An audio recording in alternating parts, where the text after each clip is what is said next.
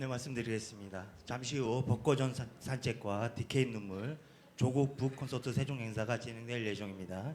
참석자 여러분께서는 자리를 정돈해 주시고 원활한 진행을 위해 휴대폰은 무음 또는 진동으로 설정해 주시길 부탁드리겠습니다. 오늘 행사는 행사 소개, 이해찬 전 더불어민주당 당대표님의 축사, 저자와의 대담 순으로 진행됩니다.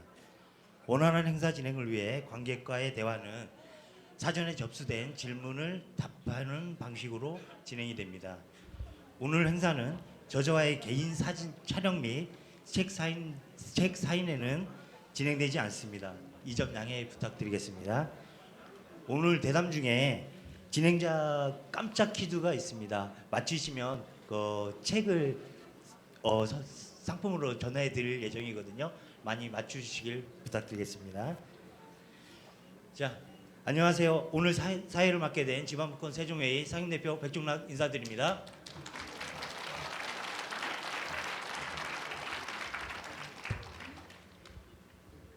네, 반갑습니다. 세종시는 노무현의 도시라고 합니다.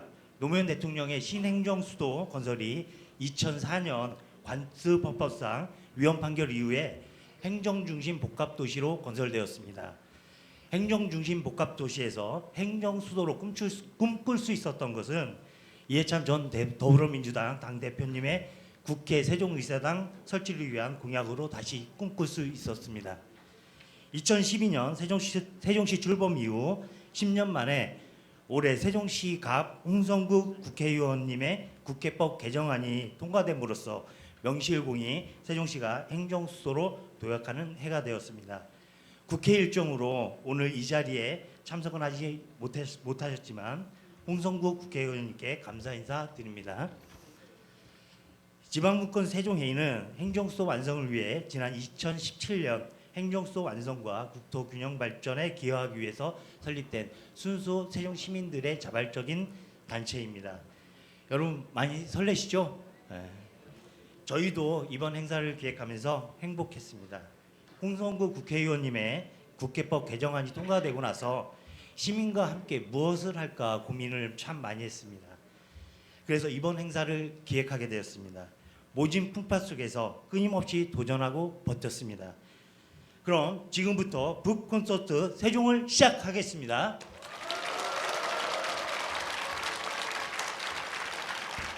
오늘 조국 북 콘서트 세종을 축하해 주시기에 많은 분들이 참석해 주셨습니다. 한 분 한 분 소개해 드려야 하나 시간 관계상 모두 소개해 드리지 못하는 점 양해 부탁드리겠습니다.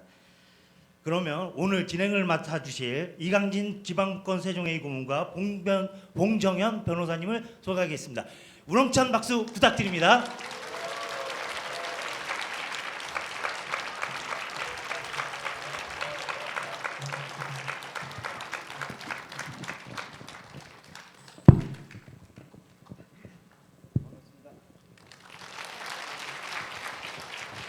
저는 오늘 진행을 맡은 지방분권 세종회의 고문 이강진이라고 합니다. 예, 저는 변호사 봉정현입니다. 반갑습니다. 오늘 조국 교수님의 책이 이제 두 권이 나왔는데 올해 들어서 벚꽃전 산책과 DK의 눈물 책이 나왔는데 그 두 권을 묶어서 오늘 세종시에서 이렇게 북 콘서트를 하게 되었습니다. 오늘 북 콘서트를 하면서 시민 여러분과 많은 분들이 참석해 주셔서 많은 이야기를 들었으면 좋겠지만 오늘 세종시를 대표해서 그동안 2002년 노무현 대통령의 공약부터 시작해서 쭉 세종시의 문제에 천착해 오셨던 이해찬 더불어민주당 전 대표님께서 특별히 여러분들을 대신해서 축사의 말씀을 해주시겠습니다.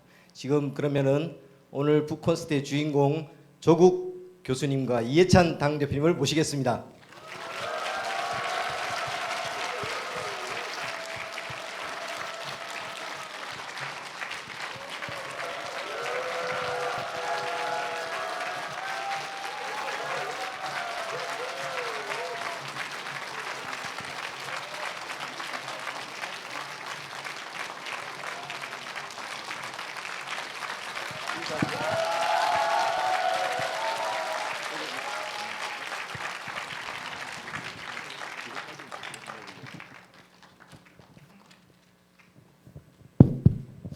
예, 여러분 아주 반갑습니다.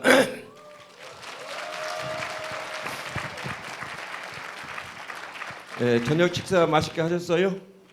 예, 오늘 이렇게 귀하신 분이 우리 세종시에 이렇게 오셨는데 여러분들하고 좋은 대화를 할 수 있는 시간이 돼서 대단히 고맙게 생각합니다. 조국 교수는 저하고 그렇게 깊은 인연은 아닌데 뭐라 그럴까요? 제가 참 굉장히 그 마음에 이렇게 부담을 가지고 있습니다.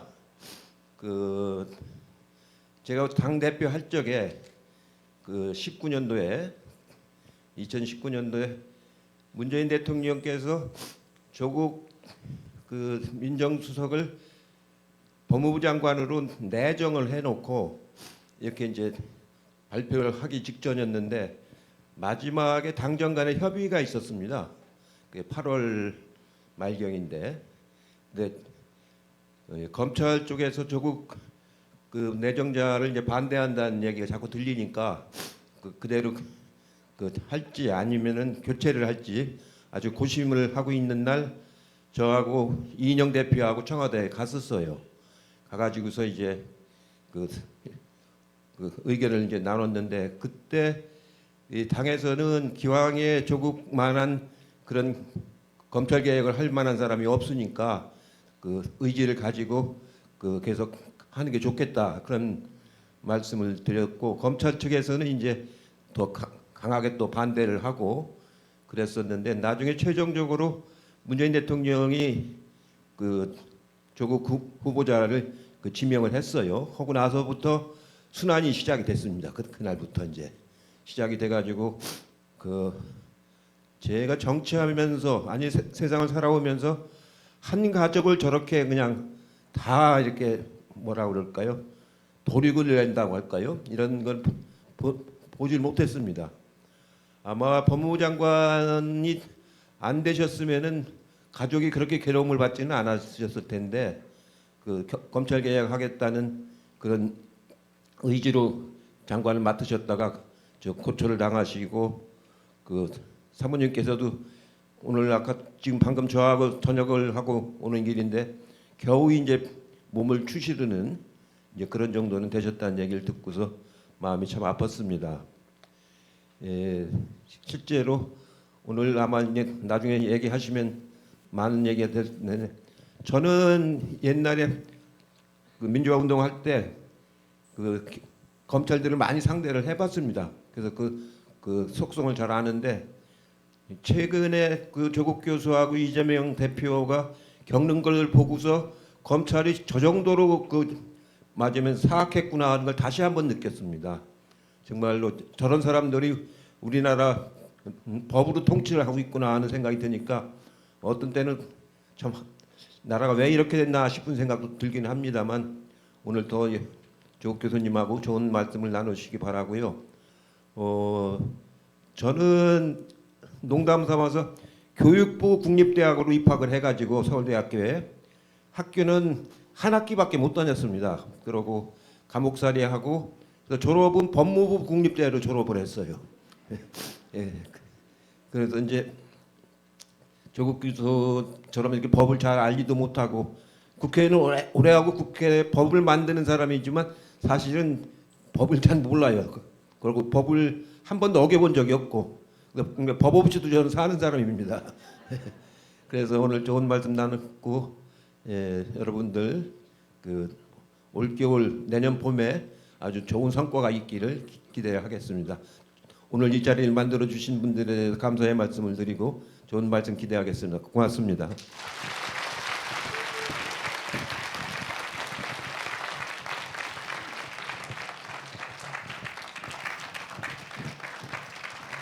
다시 한번 이해찬 전 더불어민주당 대표님께 박수 부탁드립니다.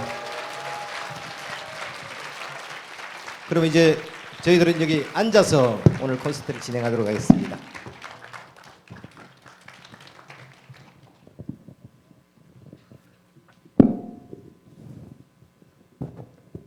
제가 그 이전에 그 민주화 운동 하셔가지고 옥고를 지르신 분들을 많이 뵀는데 그분들이 심한 고문 후유증으로 이렇게 연세가 드시면서 이렇게 다리를 다 불편해하시더라고요. 오늘 우리 이해찬 대표님 뵈니까 오늘 그런 생각이 들었는데 이전에 김옥두 의원님이라고 여러분 잘 아실 텐데 그분도 뵀을 때 다리를 굉장히 불편해하시더라고요. 얼마나 심한 고문을 받았으면 그 후유증으로. 그러면 오늘 본격적으로 토크 콘서트를 시작하기 전에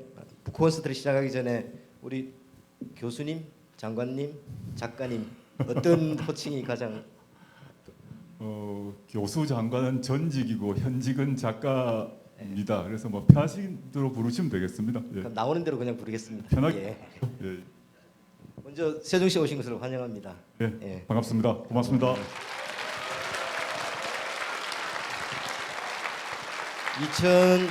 2012년도부터 이제 세종시가 정식적으로 발족을 했는데 그때 여기 계시는 이해찬 대표님이 세종시 초대 국회의원을 하셨거든요.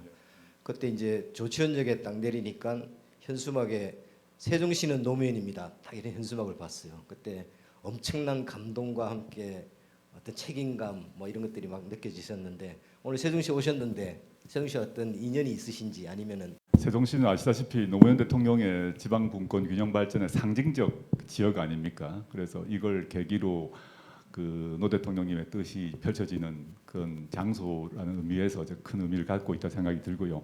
저는 세종에서는 이제 과거에 처음 세종을 온 곳은 2012년에 앞에 계신 이해찬 총리님 선거사무소 개소할 때 인사드리러 한번 온 적이 있습니다. 그 뒤로 한참 오지 못하다가 이번 기회에 또 불러주셔가지고 오게 되었습니다. 근데 중요한 거는 그때 후원 회장을 맡으셨다고 하셨는데 후원 회장님은 기억하시는데 후원을 부탁하셨던 분은 기억을 못 하셔가지고 지금 아니 정말 뭐 외람된 얘기인데 뭐 제가 어떻게 총리님 뭐 후원회장의 뭐 자격이나 뭐 경력이 되겠습니까? 당시에 상대적으로 젊은 교수였는데 총리님께서는 뭐 저보다 경륜이나 인품이나 능력이 뭐 압도적으로 우위신데 그 세종시가 당시에 상대적으로 젊은 도시이고 또 인구 구성이 젊다 보니까 총리님께서 그냥 젊은 교수가 후원회장 하는 것도 약간 구색에 맞겠다 이런 판단을 아마 하신 게 아닌가 해서 감히 당시에 제가 후원회장이라는 이름을 달고 방문을 한 적이 있습니다. 그렇게 해서 이제 세종시가 탄생을 하게 되면서 그 신행중 수도 특별법을 만들었는데 그게 헌법재판소에서 경국 대전을 들먹이고 생전 처음 들어본 관습 헌법을 들어서 위헌 판결을 했거든요. 그때 법학자로 계셨을 텐데 어떤 심정이셨습니까? 뭐 사실 법학 논리를 떠나서 관습 헌법을 기초로 위헌이라고 할 것이라고는 상상을 사실 저는 못했습니다. 이게 도대체 무슨 얘기인지를 잘 이해가 안 되는데 저는 뭐 그런 헌재 결정을 존중해야 하죠. 하지만 저는 반드시 이제 바뀌어야 된다 생각이 들고 제일 좋은 것은 개헌을 통해서 우리나라 헌법에 수도는 법률로 정한다라고 딱 규정이 되면 이 신행정수도 특별법 문제가 해결되는 거죠. 물론 지금 개헌되려면 뭐 여러 가지 절차가 필요합니다만은 그래서 과거 문재인 대통령께서 대통령 시절에 대통령 발의 개헌안 내용에 보시면 그 조문 하나가 들어 있습니다. 대한민국의 수도는 법률로 정한다. 그 법률은 신행정 수도 특별법이거든요. 그래서 그러면 그렇게 그런 개헌을 해서 조항이 하나 들어가게 되면 헌법재판소에서 위헌을 다툴 수가 없어요. 그래서 저는 이거는 제일 좋은 거는 개헌인데 개헌이 안 된다 하더라도 현행법을 유지한 상태라 하더라도 제가 지난 대선 시기를 봤더니 이재명 후보 당시는 물론이고 당시 윤석열 후보도 세종을 강화하겠다고 공약을 했었습니다. 그래서 가능하면 서울과 과천에 있는 각각 여러 그 공공기관, 연구기관들이 가능하면 빨리 세종으로 와야 되고 그래서 세종이 굳이 미국과 비교하자면 서울은 뉴욕 정도 뭐 경제 중심, 그 다음에 세종은 행정 중심의 도시로 바뀌어야 되는 게 아닌가. 그게 원래 단지 뭐 노무현 대통령의 꿈이었다는 것 외에 우리나라가 이 지금처럼 서울공화국 현상이 심화되고 있는데 이렇게 두 개의 역할을 나눠야 되지 않나라는 그런 개인적 생각을 갖고 있습니다. 우리 세종 시민들 생각하고 똑같은 것 같은데 맞죠? 뜨거운 박수 한번 주십시오.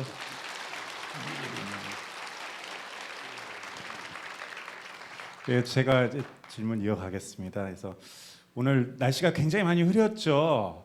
예, 그렇게 궂은 날씨에도 불구하고 이렇게 세종을 찾아주셔서 정말 감사드리고요. 그래서 질의하기에 앞서서 어떻게 보면 이제 우리 세종 시민들을 대표해서 이제 이 책을 읽으면서 개인적인 소감을 간략하게 말씀드린다면, 법고전 산책을 통해서는 우리 작가님의 학자로서의 깊은 소양, 그리고 또 세상과 특히나 약자를 향한 따뜻한 마음을 볼 수가 있었고요. 또 디케의 눈물을 통해서는 아무래도 또 개인적 아픔, 그리고 그 배경이 되는 이제 시국에 대한 통찰, 그럼에도 불구하고 어떻게 극복해 갈 건가에 대한 또 결연한 의지를 느낄 수 있었습니다. 오늘 계신 분들도 아마 같은 마음이지 않으셨을까 싶어요. 그래서 우리 세종 시민들과 저도 그런 조국 장관님, 우리 작가님을 응원합니다. 예, 박수 한번 부탁드립니다.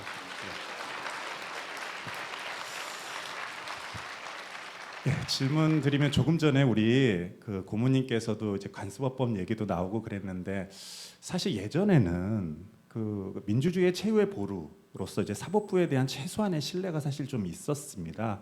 근데 언젠가부터는 일반의 상식에 다소 동떨어지거나 부합하지 않은 이제 그런 판결들이 좀 나오고 있죠.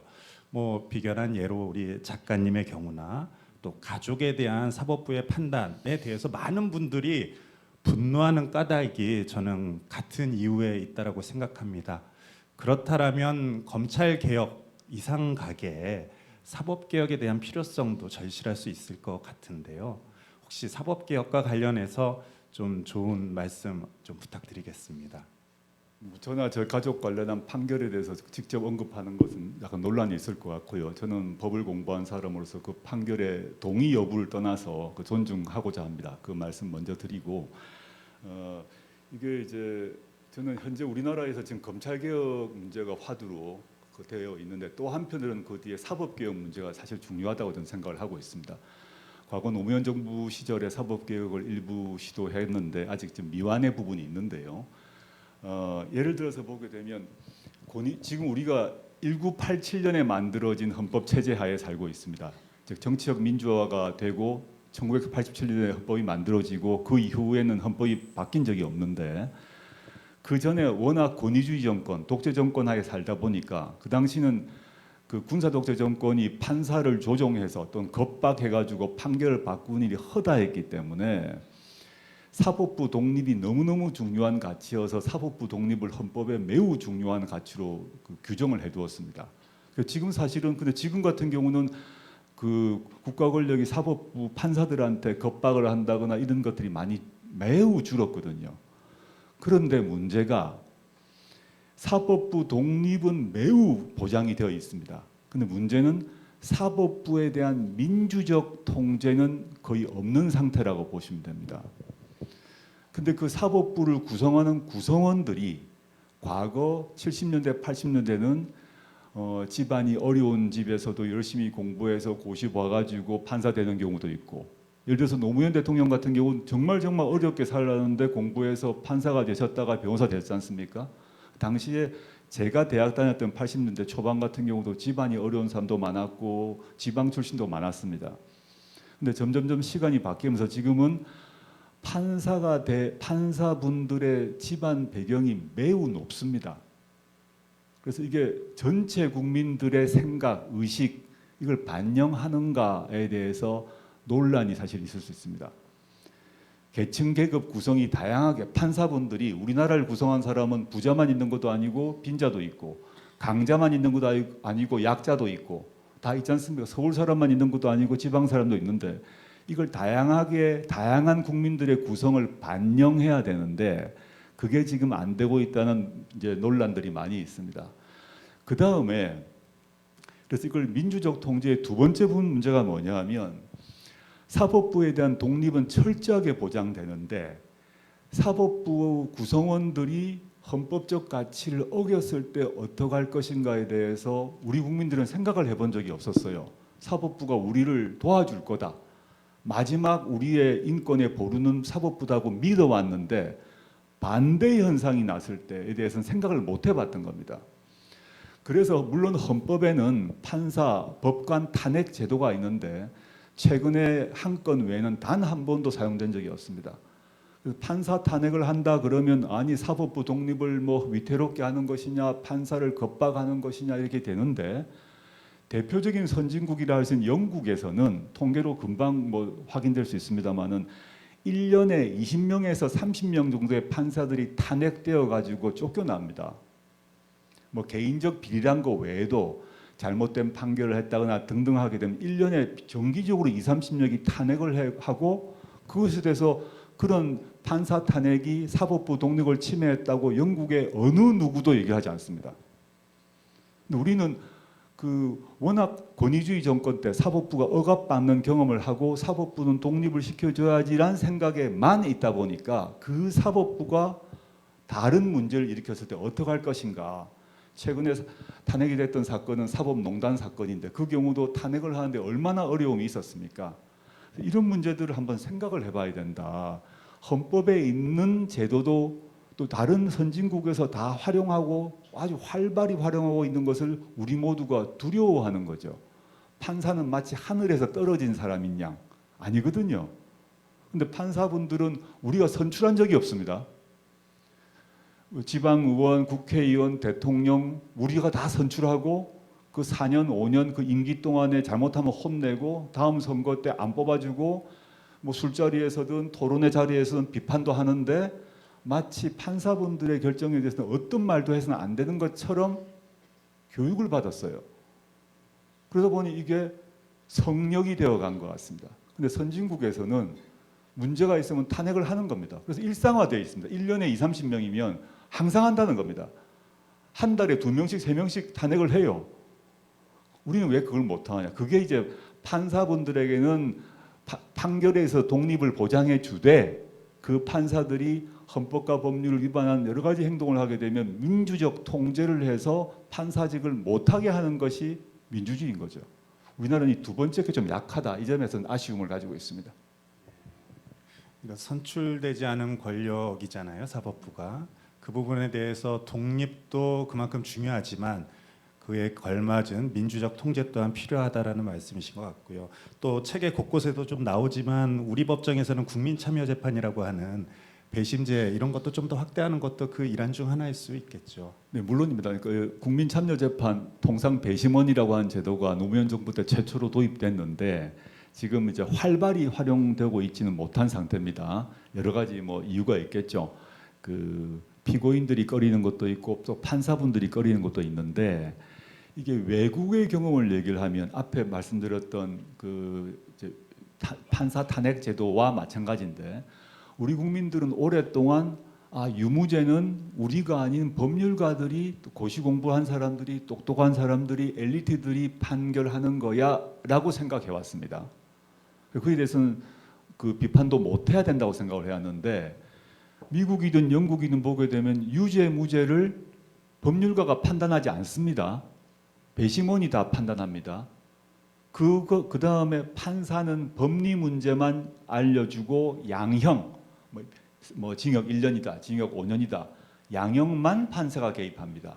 즉 그 말은 뭐냐면 어떤 사람이 유죄인지 무죄인지 판단할 때 전문 법률가의 의식 외에 보통 그 나라의 그 동네의 평균적 보통 시민들의 생각이 반영되는 거죠. 이게 유죄다 아니다. 예를 하나 들어보겠습니다. 한 달 전인가 제가 뉴스를 봤는데 아주 어려운 노인 80세 여성 노파가 노인이 너무 어려운데 공병, 빈병 말입니다. 소주병, 맥주병 이거를 남의 상점 앞에 놓여 있는 그 공병을 80개인가 이렇게 훔친 겁니다. 남의 물건 훔치면 안 되는 거죠. 엄격히 법리적으로 보면 남의 물건을 절도했으니까 많이 남의 물건 훔쳐가면 안 됩니다. 이분은 이제 그걸 훔쳐서 팔아서 먹고 사는 생계를 그렇게 이어가는 그 동네 어려운 노파인 겁니다. 근데 그 사람에게 판사가 80만 원인가 벌금을 내렸어요. 그 아주 형식 논리로 보게 되면 왜 남의 빈병 훔쳐서 너가 가져갔냐? 너는 감옥 가 또는 뭐 벌금형 받아.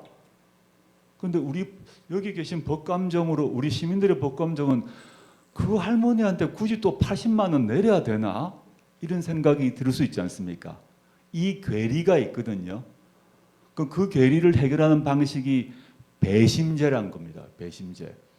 그래서 제 다른 책에 소개도 했습니다만은 얘기가 좀 길어집니다만 미국 뉴욕에 가시면 뉴욕 비행기가 내리면 뉴욕 공항 이름이 라구아디아 공항입니다. 라구아디아 공항에 내립니다 하는데 라구아디아가 뉴욕 시장 이름인데 뉴욕 시민들이 매우 존경하는 그 시장 이름인데 그 라구아디아가 그 전에 판사 생활을 잠시 했습니다.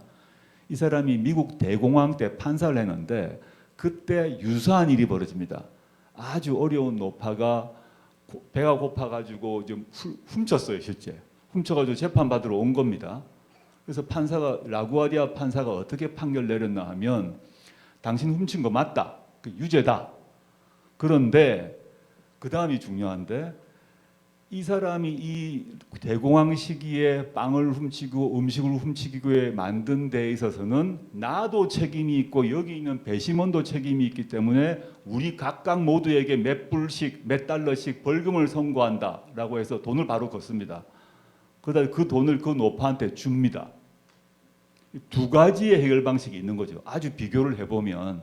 근데 저는 저의 법감정으로는 그 80세 빈병주 노파한테 80만 원 벌금 매기는 게 맞는 건가라는 생각이 들거든요. 이런 것들을 우리가 생각할 필요가 있다. 법률가들이 공부 잘하고 전교 1등하고 좋은 대학 가고 로스쿨 나오면 다 잘한다 라고 생각하면 저는 그건 안 된다고 생각합니다.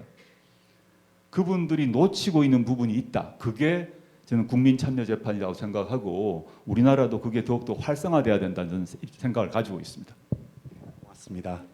아주 좋으신 판사 라구아디아 판사에 대한 이야기를 들었는데 지금부터는 아주 악독한 검찰 이야기를 좀 해보도록 하겠습니다. 근데 오늘 북 콘서트인데 책은 다 읽고 오셨나요?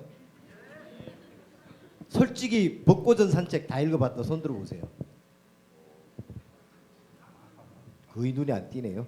DK의 눈물 다 읽어봤다 손 들어보세요. DK의 눈물이 조금 더 많네요. 조민의 오늘도 나아갑니다. 책 다 읽어봤다 손 들어보세요. 보셨죠? 이게 요즘 민심입니다. 그러면은 DK의 눈물을 읽으신 분들을 위해서 제가 퀴즈를 하나 낼 거고요. 퀴즈를 맞추시는 분은 아마 주최측에서 벚꽃은 산책 책을 선물을 주실 것 같습니다. DK의 눈물을 끝까지 읽은 독자들만 맞출 수 있습니다. 다음에 한 말은 누가 한 말일까요? 내가 공장에 가 일한다면 제일 먼저 하고 싶은 일은 노동조합에 가입하는 것이다. 누가 한 말일까요? 저기 손 드신 분 카메라 앞에. 맞습니다. 박수. 끝까지 오셨네. 이거 사실 루즈벨트의 명언집에도 잘 안 나오는 이야기거든요. DK의 눈물은 총 4장으로 구성되어 있는데 1, 2장은 대호 프로젝트를 통해서 윤석열의 사냥식 수사를 통해서 검찰 공화국을 수립한 이야기가 아주 잘 상세하게 나와 있습니다. 맞죠? 예, 그렇습니다. 3장에는 평소에 작가님이 관심이 있던 경제민주화 문제부터 그러니까 재벌 문제를 어떻게 해냈으면 좋을까라는 문제가 있는 것 같고요. 그래서 오늘 제가 드리는 질문은 DK 눈물에서 이제 윤석열 사단이 마녀 사냥식 수사 기법을 도표를 이렇게 설명을 쭉 해놓으셨던데 저는 그걸 보면서 갑자기 노무현 대통령 생각이 났고 노 대통령이 돌아가셨을 때 어떤 분께서 말씀하셨던 정삼살인 아시죠? 고어. 그러니까 아주 효자도 세 사람이 저 사람이 살인을 했다라고 하면 그 사람이 살인자가 되는 그 고어도 갑자기 생각이 났습니다. 그리고 이재명 대표도 마찬가지고 조국 작가님도 마찬가지인데 특별히 윤석열 검찰하고 무슨 원한 관계가 있으신가요?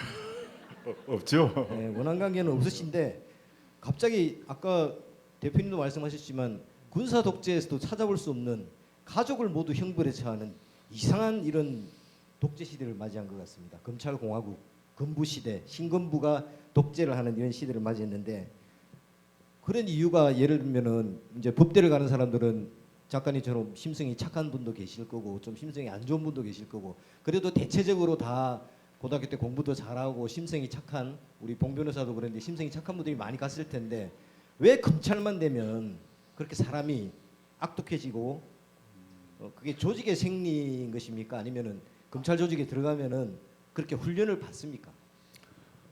일단 먼저 전제해야 될 것들은 검찰 내 모든 검사들이 다 그렇지는 않습니다. 여기 계신 시민 여러분 최근에 뭐 서울의 봄 영화 보셨을 것 같은데 모든 군인이 여기는 전두광으로 되어 있습니다만은 그 하나회는 아니었을 거 아닙니까? 근데 군부 내 하나회란 사조직, 특정 지역을 중심으로 사조직이 만들어지고 육사 내에서도 일부 그 소수가 똘똘 뭉쳐서 요직을 챙기고 국가 권력까지 챙기고 이런 모습이 차근차근 나오지 않습니까?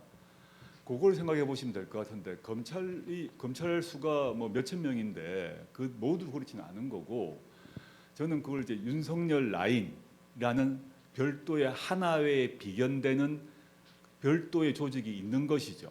근무 인연이든 사적 선후배든 간에 있었고 거기서 이 흐름들을 주도해 왔다라고 생각하고 있고요. 그거는 윤석열 대통령이 본인이 검사 시절 또는 후보 시절에 했던 말입니다. 직접 본인이 했고 찾아보시면 바로 나오는데 우리 자기 이제 수사팀들을 얘기하는 겁니다. 자랑하면서 수사를 사냥처럼 해야 된다라고 얘기합니다. 수사는 사냥이다. 그럼 대상자가 권리나 인권을 갖는 동료 시민이 아니라 사냥감인 거죠. 그게 사슴이든 노루든 뭐든 간에 토끼든. 그래서 그렇게 되면 사냥으로 설정하게 되는 순간 이건 반드시 잡아 죽여야 되는 거거든요. 근데 원래 목덜미를 물어뜯어서 죽이려 했는데 목덜미를 놓치면 다리를 물어뜯어야 되고 아니면 뭐 뒷다리, 앞다리, 꼬리를 물어서라도 여하튼 잡아서 명줄을 끊어야 된다라는 것이고 아까 뭐 가족 얘기했습니다마는 원래는 이제 수컷을 잡으려고 그랬는데 놓치면 암컷을 잡고 암컷이 놓치게 되게 되면 새끼를 잡고 사냥으로 생각하고 있다는 거죠. 수사를. 저는 모든 검사들이 생각하지 않고 있습니다. 이게 그 윤석열 팀의 그 수사 방식이었다고 생각이 들고 뭐 저만은 아니라고 생각합니다. 저 문제는 제가 거론한다는 것이 좀 적절하지 않기 때문에 이재명 대표 같은 경우도 이재명 대표에 대한 수사를 할 뿐만 아니라 김혜경 여사가 샌드위치를 그 뭐 법인카드로 사 먹었니 안 먹었는데 김혜경 여사가 그 법인카드로 샌드위치 열 몇 개인데 제 생각에 먹방 하시는 분이 아닌데 김혜경 여사가 샌드위치 10개 사서 혼자 드셨겠습니까? 분명히 회의 자료였을까 회의할 때 아마 나왔을 것 같습니다. 제 추측입니다. 또 김혜경뿐만 그 부인만이 아니라 아들도 들어가죠. 추미애 장관 경우도 마찬가지였습니다. 추 장관 하다가 추 장관 아드님에 대한 수사로 들어가서 지금까지 끝내지 않고 있거든요. 이런 식은 저는 전대미문의 방식이다라고 저는 생각을 하고 있고 저는 그러면서 이제 이 그 수사의 특이한 점, 그 팀의 특이한 점은 자신들이 사냥으로 낙인 찍은 사람들은 그 사람 가족을 다 털어서 어떻게든 정치 사회적 생명을 끝내려고 하는 겁니다. 육체적으로는 죽일 수 없으니까요. 옛날에는 뭐 남산에 끌고 갔겠죠. 남양동에 끌고 갔겠죠. 지금 그런 시대는 아닙니다. 우리 민주화가 이루어져서 수많은 사람이 뭐 이해찬 총리를 포함한 많은 분들이 투쟁을 해서 지금 고문 같은 거 못 하거든요. 그 대신 정치 사회적 생명을 끝내려고 하는 것 같습니다. 그런데 사냥을 한다고 생각하면 자기 사냥꾼들끼리는 똘똘 뭉쳐야 됩니다. 조금 흠이 있어도 다 봐줘야 됩니다. 사냥이 바쁘기 때문에. 그래서 제가 뭐 이거는 농반 진반입니다만은 지금 문제가 된 양평 고속도로가 휘었지 않습니까? 그 양평 고속도로가 휘었는데 새로 휘은 그 땅의 주인이 김정숙 여사 또는 그 일가거나 김혜경 여사 또는 그 일가였다면 윤석열 검찰이 어떻게 하고 있었겠습니까? 압수수색 100번입니다. 500번입니까? 근데 지금 양평 아무 수사가 안 되고 있습니다. 아무 수사가. 우리 국민들은 그게 국민적 관심이죠. 어떻게 고속도로가 휘었지 다 관심이 있는데 의혹도 있고 있는데 수사가 안 들어갑니다. 그 다음에 김건희 여사의 오빠가 그 집안이 관여하고 있는 그 회사에서 개발 부담금 이제 엄청난 아파트 사업을 해가지고 700억인가 정도의 돈을 벌었는데 개발 부담금이 0원이 나왔습니다. 0. 그럼 보통 아파트 업자들 입장에서는 이해할 수 없는 일이 발생합니다.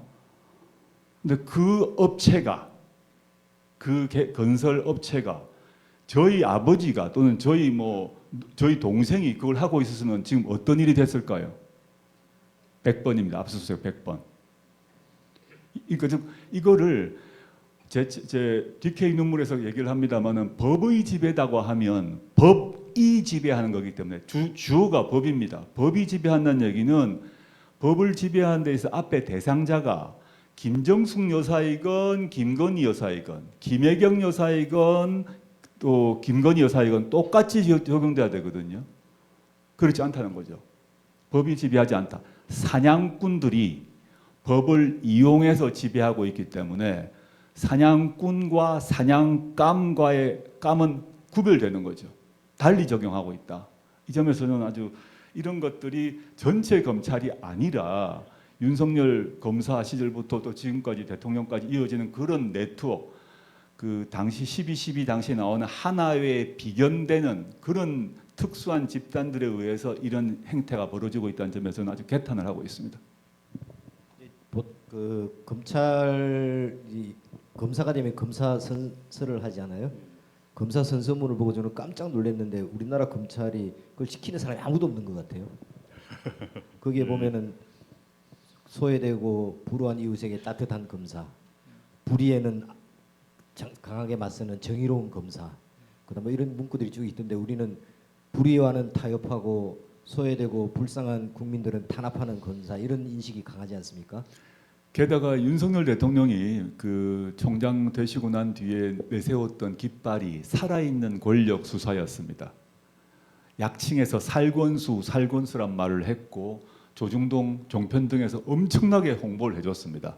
그 살아있는 권력을 수사한다는 이유로 저도 수사가 되고 문재인 대통령 및 문재인 대통령 장차관들이 다 수사를 지금 받고 있습니다.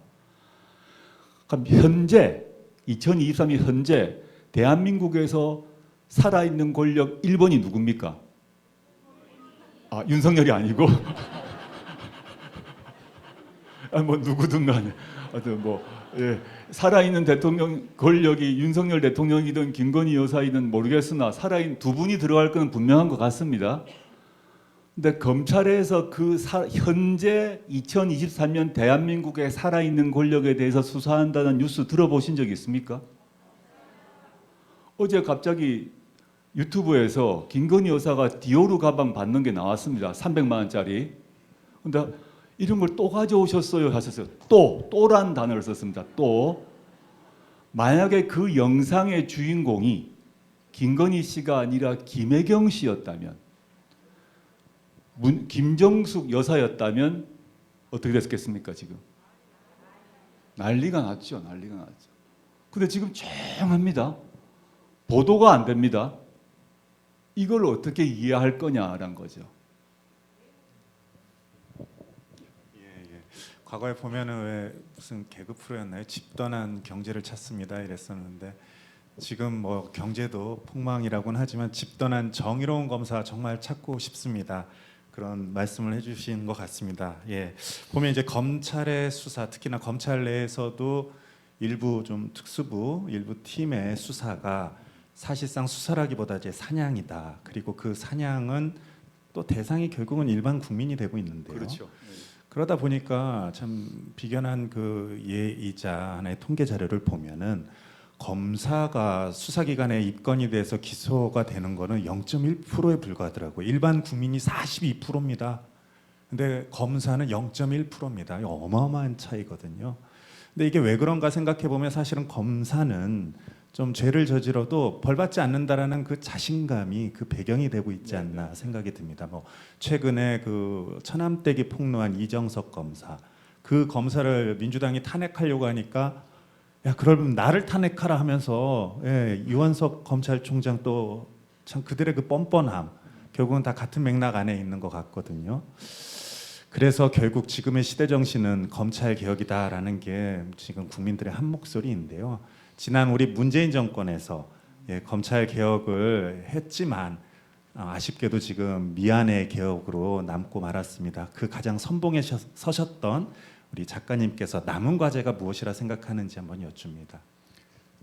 과제 말씀하시기 전에 이제 이정석 검사 건이 나왔기 때문에 저도 그 방송에 유튜브 방송에 나왔던 그 성함이 강미정 씨던데요. 이정석 차장 검사의 처남댁 강미정 씨 인터뷰 보고 저 경악을 했습니다. 그걸 잘 보게 되면 강미정 씨가 이제 결혼을 했는데 그 재력가 집안에 결혼을 했는데 그 남편이 가정 폭력, 마약의 혐의가 분명해서 다 사진 찍고 증거도 확보해서 경찰에 갔더니 이게 어디선가 전화를 받고 다 뒤엎어졌다라는 얘기죠. 자기 얼굴 내고 이름 내고 불이익 감사하고 나오셨거든요. 이걸 보면서 저는 우리는 아까 뭐 권력층, 유명인에 대한 수사 같은 경우는 뭐 이재명 대표에 대한 수사를 한다거나 이런 경우 외에 이 강미정 씨 같은 경우는 그냥 보통 사람이에요, 어떻게 보면. 근데 이게 이제 가정 폭력을 당하고 남편이 뭐 그런 행패를 부리니까 이 문제를 해결하기 위해서 검찰 경찰에 호소하러 갔더니 그런 일을 당한 거죠. 즉 우리나라에서 검사라는 사위를 두면 얼마나 좋은 일이 생기는지를, 물론 반대 피해자 입장에서 얼마나 나쁜 일이 생기는지를 보여준 사건이라 생각합니다. 저는 어떤 뭐 분이 농반 진반으로 했던 말을 듣고 저도 참 인용을 하고 싶은데, 우리나라에 3대 처남이 있거든요. 3대 처남이 있는데 윤석열 대통령의 처남이 있죠. 처남은 지금 뭐 계속 각종 부동산 개발 비위, 사문서 위조로 이제 기소가 되셨고, 한동훈 장관의 처남이 있습니다. 동료 여검사 성폭행해서 감옥 이제 며칠에는 감옥도 안 갔습니다. 전혀 처벌도 안 받았습니다. 동료 여검사를 성폭행했는데 무사 퇴직하고 대형 재벌 회사의 이사로 들어가고 나중에 다른 여검사가 폭로하고 난 뒤에 기소가 됐습니다. 세 번째가 겨우 이정섭 씨죠. 이정섭 차장검사의 처남이 마약하고 가정폭력했는데 덮어지기 직전이었다가 강미정 씨가 폭로하면서 이제 문제가 돼서 이정섭이라는 사람이 지금 대기 발령된 거 아니겠습니까? 이런 일이란 게 뭐 이재명 대표 수사, 문재인 대통령 수사, 뭐 조국 수사만이 아니라 전국의 검사가 지금 2천 몇백 명인데 이런 일이 벌어지고 있다는 얘기는 말이 안 되는 얘기인 거죠. 집안에 검사 없으면 손해를 보고 집안에 검사 있으면 이렇게 덮여지면 정의롭다고 할 수가 없는 거 아니겠습니까? 이게 이제 해결돼야 될, 저는 이번에 강미정 씨의 폭로가 엄청난 큰 의미를 갖는다라는 생각을 하고 있고요. 그 다음에 봉 변호사님이 질문하셨던 것 관련해서 검찰 개혁 문제로 말씀드리자면, 제가 이제 청와대 민정수석을 근무할 때는 민주당이 지금처럼 170석을 안 갖고 있었습니다. 당시는 소수였습니다. 국민의힘이 다수였습니다. 검찰 개혁을 법안을 만들어도 국회 그 뜻대로 그대로 통과할 수 없는 제도적 상황이었습니다. 그래서 문재인 대통령님하고 저는 민정수석으로서 검찰 개혁에서 단계를 나누었습니다. 1단계, 2단계. 총선 전까지는 국회 의석이 확보가 안 되니까 그 의석수를 전제로 해서 통과할 수 있는 걸 하자. 그래서 공수처 만들고 검찰과 경찰 사이의 수사권을 조정해야 되는 정도의 1단계를 하고, 그 다음에는 그 다음 단계로 가자, 이렇게 계획을 짜서 이렇게 해왔고 일부 성공을 했죠. 그런데 윤석열 정부 들어서고 난 뒤는 모든 게 깡그리 다 뒤로 돌아간 상황이고, 다시 검찰이 압도적 권력의 우위에 서고 경찰을 수족처럼 부리는 이렇게 되고, 지금 검찰이 과거만 하더라도 권위주의 정권 때는 검찰이 그 국정원, 정보부 눈치 봤거든요. 근데 지금은 검찰이 정보부, 즉 국정원보다 우위에서는 압도적 우위의 권력에 서버린 겁니다. 왜냐하면 대통령이 검찰 출신이니까. 이런 즉 견제받지 않는 최고의 권력이 되어버렸다. 저는 향후에 이제 그 다음 총선, 그 다음 대선 통해서 입법 권력하고 행정 권력을 다시 민주 진영이 가져오게 된다면 여러 가지 해야 될 일이 있겠습니다만은 지난 그 국회 말에 여야가 합의한 게 있습니다. 근데 합의했는데 윤석열 정부 들어서고 다 그 합의안도 깡그리 무너진 게 있는데 수사 기소 분리하고 중대범죄수사청이라는 한국형 FBI를 만들어서 검찰은 기소만 하고 중요한 범죄는 중대범죄수사청이란데 경찰 검찰 모여서 해야 된다. 이렇게 합의를 했어요. 당시에 국민의힘까지 포함해서 그걸 일단 복원시켜야 된다고 생각합니다. 두 번째는 이건 그 문재인 정부의 검찰개혁 안에는 뭐 이제 그 당신 들어있지 못했는데 우리나라 다들 미국 좋아하지 않습니까? 미국 다 좋아하는데 미국에서 검찰 관련해서 절대 안 가져오는 게 있습니다. 그게 뭐냐면 우리 검찰이 엄청난 권한을 갖지 않습니까? 미국도 권한을 엄청나게 갖습니다. 당연히 미국은 수사 기소 분리가 돼 있고 수사와 기소가 분리되어서 수사는 경찰, 기소는 검찰에서 우리보다 권한이 작습니다. 그런데 우리한테 없는 것을 하고 있는 게 있습니다. 뭐냐 하면 검사장 직선제입니다. 즉 쉽게 말하면 대전지검장은 선거로 뽑습니다. 서울지검장 선거로 뽑습니다. 제주지검장, 광주지검장, 부산지검장 선거로 뽑습니다. 검찰총장 중심으로 피라미드로 다 하는 게 아닙니다. 제왕적 검찰총장 없습니다. 선거로 뽑기 때문에 그 지역 단위에서 수사 지휘가 잘못되거나 기소가 잘못되면 다음 선거에서 대전지검장을, 부산지검장을 갈아치웁니다. 시민들이. 이런 얘기하게 되면 검찰의 독립을 위협한다 얘기하는데 미국이 하고 있다니까요. 수백 년, 200년째. 그걸 가지고 아까 판사 탄핵을 하고 있다 했지 않습니까? 검사의 경우는 검사장을 직선제로 뽑습니다. 시장 뽑을 때, 세종시장 뽑을 때 관할 청장을 뽑는다니까요. 근데 밑에 있는 평검사, 부장검사들은 시험을 쳐서 올라오되 그 사람들의 인사권을 갖는 사람, 그 사람들의 수사와 기소를 지휘하는 사람은 민주적 통제를 이루도록 제도를 만들어 뒀는데 우리는 검사와 판사에 대해서 그분들의 업무에서 독립성을 보장은 해주되 민주적 통제, 국민적 통제 제도가 없는 거죠.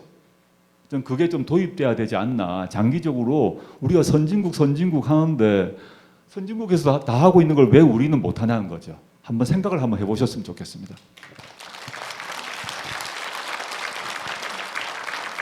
말씀을 듣다가 보니까 이건 책 내용과는 상관없이 제가 평소에 검찰을 개혁하기 위해서 무엇을 해야 될까 굉장히 궁금했던 사항 중에 하나가 우리는 이제 민주화가 되는 과정에서도 그렇고 군 부재자 투표도 그 이지문이라는 양심선언을 통해서 개선이 되고 내부 고발자에서 이렇게 많이 사회가 이렇게 민주적으로 통제가 되고 발달을 많이 해온 것 같은데 유독 검찰은 그런 게 잘 없는 것 같아요. 그래서 왜 그럴까라고 생각을 해보니까 첫 번째는 제가 만나본 사업을 하시는 분들은 대체적으로 검사의 스폰서를 하고 계시더라고요. 그리고 스폰서를 하는데 그 검사가 1년 근무하고 또 다른 데 가면은 후임으로 오는 검사를 또 물려주고 가더라고요. 스폰서를 대물림하는 그런 제도가 있는 것 같고 두 번째로는 정관예우라는 문제가 워낙 우리 사회에서 이 사법농단에 가까울 정도로 정관예우 문제가 심각하니까 그 두 가지의 문제를 내가 내부 고발을 하면 혜택을 받지 못하기 때문에 그런 게 아닐까 그런 생각도 한편으로 들거든요. 우리 고문님 말씀 정확하다고 생각을 하고요. 여러분 잊어버릴 수가 있으신데 과거에 고 노무현 대통령 수사했던 홍모 검사장이라고 있습니다. 아주 유명한 사람입니다. 이 사람이 이제 마치 검찰 독립의 투사인 것처럼 성명서 같은 걸 내고 나왔는데 그 사람이 퇴임하고 난 뒤에 1년 만에 제가 숫자가 정확하지 않습니다. 1년 만에 몇백억을 벌었습니다. 건물을 10채를 세웠던가 샀던가 그랬습니다. 그게 뭐냐면 이제 잘 믿기지 않으실 건데 수임을 검사 출신 변호사가 되면 사건 수임을 하죠.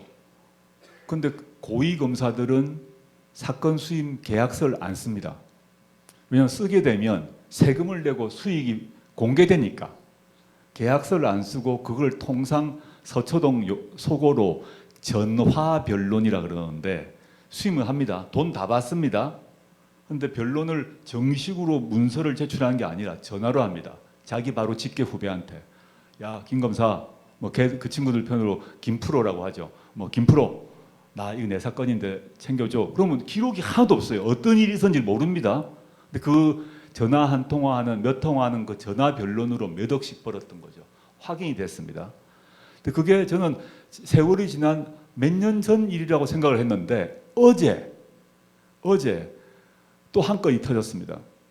그 공안 검사 통 중에 한 명인 고검장 출신이 그 수임계 쓰지 않고 전화 변론해서 매덕 벌어가지고 지금 수사 대상이 됐습니다.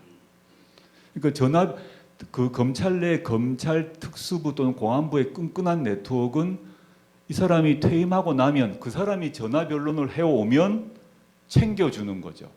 서초동 용어로 싼 티켓을 끊어준다 그럽니다. 유죄를 무죄로, 무죄를 유죄로 바꾸진 못하는 대신에 기소를 할 때 중요한 건 빼주고 나중에 구형할 때 낮게 해주고 적용 법조를 낮게 해주는 곁으로 봐선 다 기소를 하는 것 같은데 큰 거를 빼주는 거죠. 이런 식으로 그게 관행처럼 수십 년 해왔고 그러니까 정관예우를 검사장 출신 사람들이 옷을 벗게 되면 갑자기 재산이 100억 단위가 되는 이유가 저는 거기 있다고 봅니다. 이걸 해체를 해야 되는 거죠. 그러니까요. 예, 제가 또 다음 질문으로 이어가기 전에 혹시나 해갖고 그 조금 전에 말씀해 그 한동훈 장관 처남도 왜 검사인데 아마 후배 여검사를 좀 성폭행에 준하는 성추행이 있었던 것 같더라고요. 그래서 아까 아마 맞습니다. 표현상에 그 부분은 제가 혹시라도 또 엄한 공격이 있을까봐 제가 그 부분은 정정을 좀 해드리도록 하겠습니다. 자, 이제 다음은요. 좀 전에 보니까 우리 또 검사 문제 중에 왜 스폰서 우리 고문님 잘 지적해 주셨죠. 전관 예우도 사실은 전관 비리지 않습니까? 예, 우리가 남이가 이런데 사실 뭐 검사 동일체가 그런데 쓰라고 있는 용어는 아니잖아요. 근데 어떤 면에서는 그보다 더 큰 문제는 저는 이제 내로남불이 아닌가 싶고요. 우리 정경심 교수님 같은 경우에 표창장 위조했다고 4년입니다.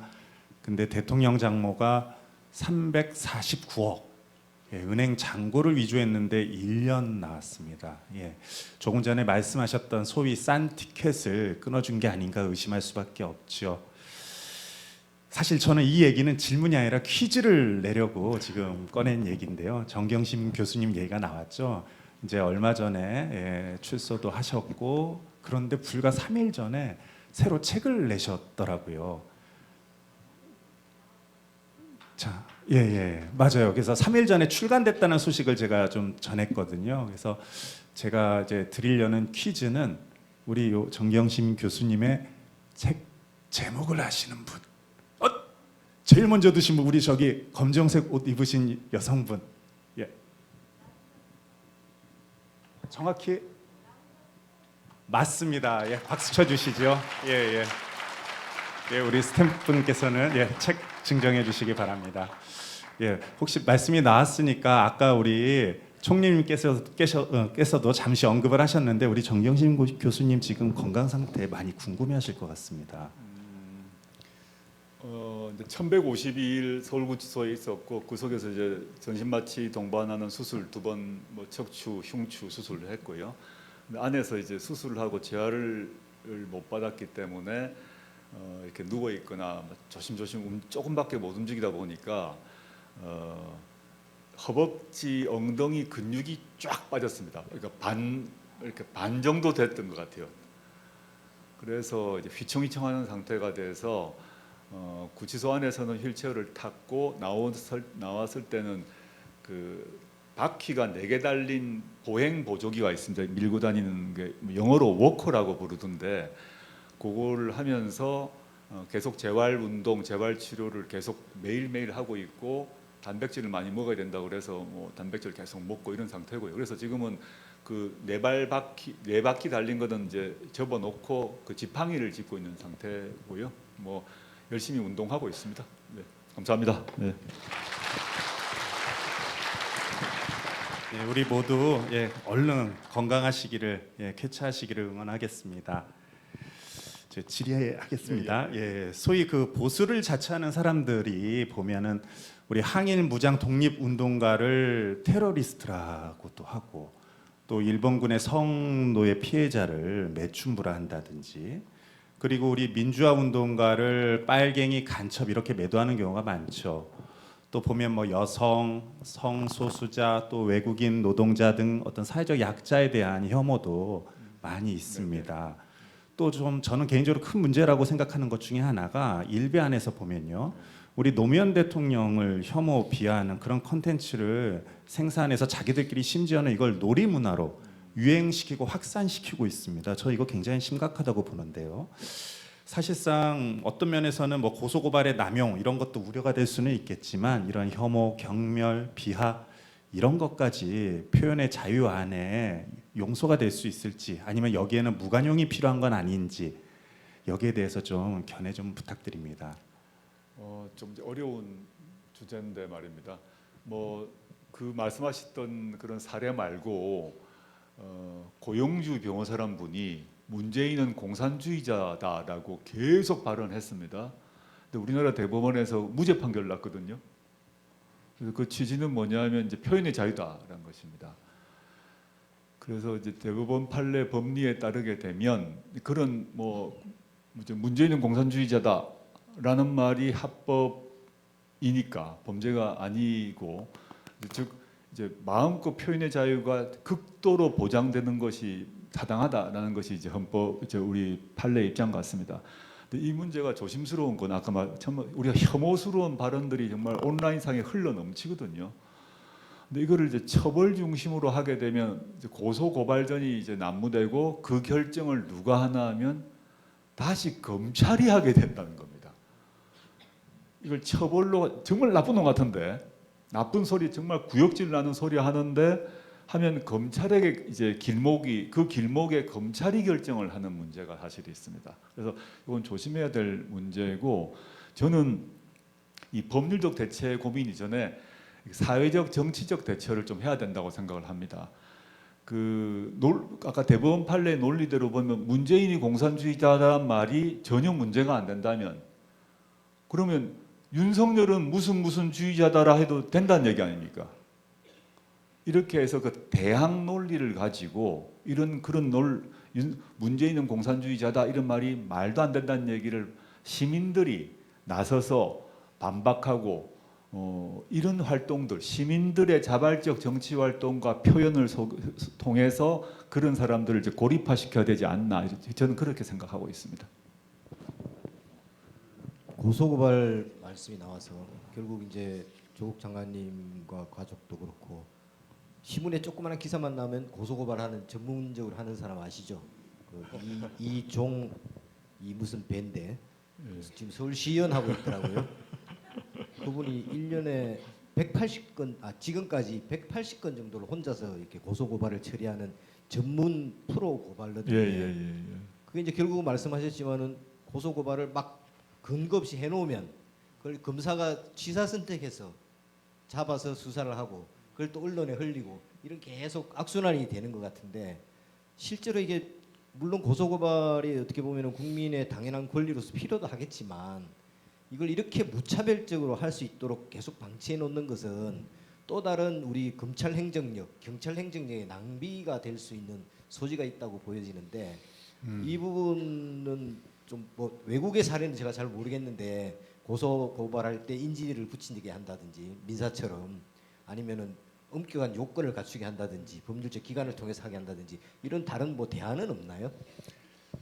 그 아까 말했던 이모 씨 같은 경우는 정말 프로 고발로 했다가 그 역할을 인정받았는지 지금 서울시의원 하고 있지 않습니까? 지금도 고소고발 계속 하고 있는 것 같은데 이제 저 같은 경우 지난 19년 이후부터 이제 저도 모르는 사이에 고발이 돼가지고 나중에는 제가 언론에 난 것 말고 말입니다. 저 살고 있는 경찰서에 계속 왔다 가면 조사를 받았습니다. 그럼 그게 일단 당장 짜증이 나고 화도 나고 한편으로 위축도 됩니다. 그러고 난 뒤 무혐의라는 통지가 날라옵니다. 검찰청에서. 저희 집에 한 이만큼 쌓여 있습니다. 사실은 정말로. 근데 보통의 시민들은 제가 이제 법을 전공한 사람인데도 불구하고 불쾌하고 위축되는데 보통의 시민들이 경찰서에서 날 뭐 오세요 그러면 움찔하잖아요. 그걸 알고 이런 사람들이 프로 고발러들이 계속 고발을 하는 겁니다. 그럼 사람들이 아 내가 말 잘못했나? 온라인에서 그걸 이제 자제해야지, 조심해야지, 정치에 관심 안 가져야지 이렇게 만들기 위해서 일부러 한다고 저는 생각을 하고 있는데요. 저는 이제 고모님께서 질문하셨던 것과 관련해서는 저는 입법적 해결이 필요하다고 보는데 지금 민주당에서 몇몇 의원들이 법안을 냈는데 다른 여러 가지 뭐 비중 때문에 뒤로 밀렸습니다만은 OECD 나라 중에서 지금 이 프로 고발러들이 하는 여러 가지 중에 하나가 명예훼손으로 고발을 하고 있거든요. OECD 나라에서는 허위 사실을 그러니까 완벽한 허위 사실을 퍼뜨리는 것은 처벌을 합니다. 근데 우리나라는 허위 말고 사실을 알려도 처벌을 합니다. 사실을 알려도. 그러니까 내가 어떤 사람의 사실을 알려도 고발하면 일단 조사를 받아야 돼요. 그래서 그 사실 어려운 말로 사실적시 명예훼손죄라 그러는데 사실적시 명예훼손죄 자체를 없애야 되지 않나. 그러면 이 프로 고발러의 수가 반쯤 줄 것 같습니다. 지금은 소소한 주제처럼 보이는데 일상 시민들 입장에서는 인터넷에서 A라는 국회의원 그 정말 이러이러한 거 한 것 같은데 나쁜 놈이다라고 쓰면 갑자기 그걸 싹 훑어가지고 명예훼손으로 고발하는 경우가 많습니다. 그러면 위축되고 온라인 글을 안 쓰게 되거든요. 저는 그 사실적시 명예훼손죄부터 좀 폐지해야 되지 않나라는 개인적 생각을 가지고 있습니다. 이해찬 대표님도 방송이나 강연 하실 때마다 고발당하는 거 알고 계십니까? 이모 씨한테? 저는 아직 가열차게 윤석열 정부와 싸움을 안 싸워서 그런지 고발을 한 번도 안 당해서 깊이 반성하고 있습니다. 이제 세종 시민들 오늘 많이 나오셨는데 오늘 특별히 우리 세종 시민들은 지방 분권, 균형 발전 그런데 관심이 굉장히 많습니다. 이제 벚꽃전 산책의 제일 앞에 루소의 사회계약론 보면은 아주 루소는 수도를 없애야 된다 뭐 이런 식의 정말로 혁명적인 지방 분권을 강조하셨던데 거기에 대해서 우리 루소의 지방 분권에 대해서 간단히 좀 소개를 좀 해주시죠. 이제 벚꽃은 산책에서 루소를 제가 맨 앞에 소개하는데 루소 그리고 뭐 사회계약론 이렇게만 알고 있습니다만은 지방 분권론의 선구자거든요. 프랑스가 완전히 파리 중심의 나라였죠. 지금도 그런데 루소는 그 옛날에 이러면 안 되겠다. 파리 중심으로 가면 안 된다라고 해서 이제 수도를 없애자 이런 뭐 당시로서는 충격적 주장을 했습니다. 근데 그 세월이 흘러 가지고 프랑스가 그 연도는 정확히 잊어먹었는데 10몇 년 전으로 20년 전이가 좀 헷갈립니다. 프랑스가 개헌을 합니다. 개헌을 하는데 프랑스나 우리나라나 헌법 1조 1항은 대한민국은 민주공화국이다. 프랑스는 민주공화국이다. 였습니다. 근데 거기에 프랑스가 딱 바꿉니다. 민주공화국이다 말고 프랑스는 지방분권공화국이다라는 조문을 넣어버립니다. 그래서 지방분권 정책을 법률을 제정해서 막 만드는데 하나도 위헌이 될 수가 없어요. 헌법에 프랑스는 지방분권공화국이다를 넣어버립니다. 우리나라 대한민국 헌법에 물론 지방자치에 대한 조항은 있으나 대한민국은 분권공화국이다라는 거 단어 없습니다. 1조 1항이 제일 중요하거든요. 대한민국은 민주공화국이다. 바로 밑에 분권공화국이다를 넣게 되면 지방분권이 강화될 것이라고 생각을 하고 있습니다.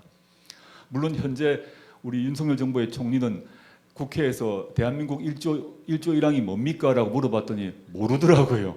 모르겠습니다. 제가 너무 기가 막혔는데 그 머리 좋은 분이라고 뭐 자기 스스로 엘리트라 생각하시고 김현장에서도 뭐 고문하셨던 분이 국회의원이 1조 1항이 뭐냐요 하니까 모르더라고요. 황당했었는데 그게 좀 필요하고 저는 이제 이 책 오늘 주제가 된 두 책 말고 제가 뭐 가불선진국이라는 약간 재미없는 정책 관련 책을 옛날에 낸 적이 있습니다. 여기서 지방분권 얘기를 하면서 어떤 주장을 했나 하면요. 약간 뭐 황당하게 들릴 수 있는데 저는 세종은 행정도시 아닙니까? 그 행정 관련 기관, 연구기관이 이제 많이 와 있고 또 앞으로 더 와야 된다고 생각하는데 그것 말고 저는 헌법재판소가 안국동에 있어야 될 이유를 잘 모르겠습니다. 헌법재판소는 뭐 일반 시민들이 가가지고 송무하는 곳이 아닙니다. 서류만 제출하면 거기서 위헌 결정만 합니다. 헌법재판소를 광주에 안 보낼 이유가 어디 있습니까? 대법원이 서초동에 있습니다. 대법원 송무는 일반 시민들이 가서 하지 않고 변호사들이 다 서류로 왔다 갔다 합니다. 대법원이 광주에 있지, 헌재가 순서는 관계없습니다. 대구에 있지 않을 이유가 어디 있습니까? 즉 사법기관도 저는 지방으로 보내야 된다. 그 지방법원은 지방 그 지역에 있어야겠죠. 근데 최고법원, 헌법재판소와 대법원이 서울에 있어야 될 이유는 없습니다. 그런 식으로 전 지방으로 보내서 그렇게 할 때 지방으로 인력이 가고 돈이 가서 활성화되지 않나 이런 생각을 가지고 있습니다. 그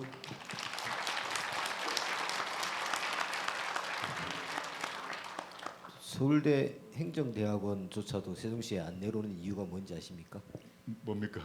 총장님도 찬성했고 행정대학원 원장님도 동의하셨는데 교수님들이 세종은 시골이라서 가서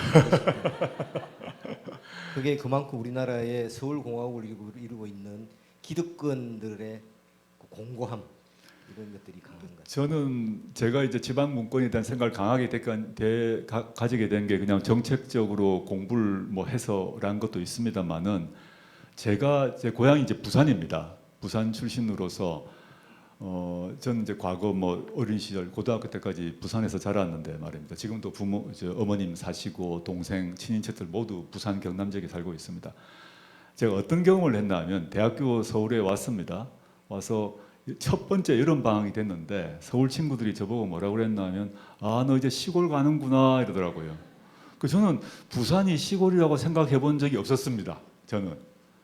근데 서울 친구들은 부산이 시골이니 이대 도시 부산이 시골이니 광주, 대구, 인천 뭐 다 거기는 뭐 깡촌이겠죠 심지어.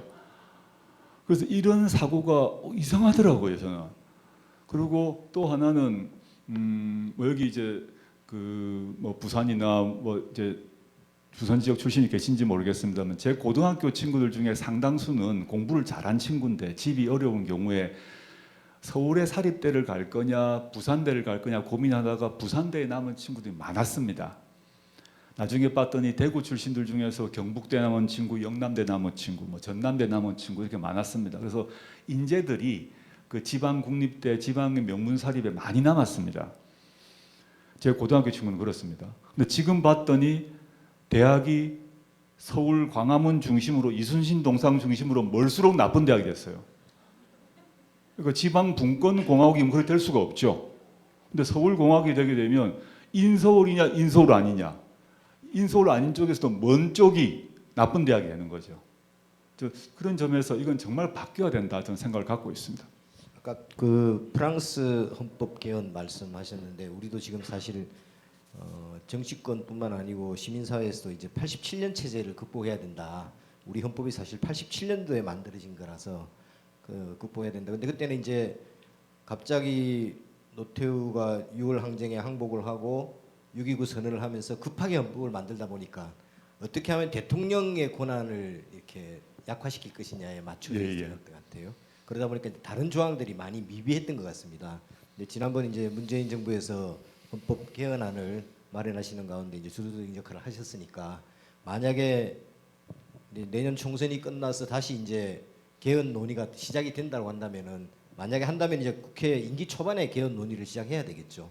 한다면은 어떤 부분들이 지금 우리 사회에서는 헌법적으로 꼭 명시가 돼야 될지 이런 뭐 구체적인 예를 꼭 들어가야 될 거 한 두 가지 정도만 말씀해 주신다면. 제가 문재인 대통령 개헌안 할 때 제가 주무 책임자였거든요. 제가 민정수석실 수석이었고 해서 그 발표를 민정수석실과 정무수석실이 했고 이제 그 논의 과정을 거쳐서 발표를 뭐 제가 했는데 뭐 한두 개가 아니겠습니다만은 저는 뭐 오늘 논의 주제와 관련해서 보게 되면 지방 분권 문제를 반드시 조문해 놔야 된다. 지방 분권 공학을 넣고 아까 이제 수도는 법률로 정한다. 그게 한 패키지인데 그렇게 되면 이 신행정 수도 문제가 깔끔히 해결됩니다. 그게 첫 번째가 이제 중요할 것 같고요. 그 다음에도 뭐 여러 가지 예가 있습니다만은 최근에 관심이 많이 들고 있는 검찰 개혁과 관련해서는 헌법에 영장 청구권이 검사에게 독점되어 있습니다. 우리나라가 유례 없는 나라입니다. 영장 청구권은 다른 나라는 법률로 정하게 되어 있는데 이게 언제 들어갔느냐? 김기춘 아시죠? 비서실장, 박근혜 정부 비서실장인데 이 사람이 공안검사 출신이고 공안검사 출신으로서 중앙정보부 수사국장인가로 일했습니다. 그때 유신헌법 만들고 할 때 검사이자 이제 박정희 정권의 뭐 핵심적인 사람이었기 때문에 검찰의 이익을 넣기 위해서 헌법에다가 영장 청구권을 넣어버렸어요. 그래서 지금 어떤 일이 벌어지고 있나 하면 경찰이 수사를 아무리 해도 검사가 영장 청구 안 하면 영장이 청구 안 됩니다. 단적인 예로 제가 예를 들어 보겠습니다. 아까 우리나라 3대 처남 중에 1대 처남이 윤석열 대통령의 처남 아닙니까? 김모 씨. 그 사람에 대해서 지금 각종 여러 가지 부동산 투기 의혹 등등이 나와가지고 경찰에서 그 김건희 씨의 오빠에 대해서 휴대전화를 압수수색하자고 했는데 1년 동안인가 검찰이 영장 청구를 안 합니다. 영장 청구를 안 해요. 만약에 아까 말씀드렸습니다. 그 오빠가 다른 사람의 오빠였으면 휴대전화 바로 다 영장 청구합니다. 이거 휴대전화를 봐야지 그 안에 뭐가 들어있는지, 부동산 투기 문제에서 어떤 문자가 있는지, 누구와 통화했는지가 나올 거 아닙니까? 저는 검사가 김건희 씨 오빠의 이 휴대전화 영장 청구를 안 하는 동안 김건희 씨 오빠는 뭘 했을까요?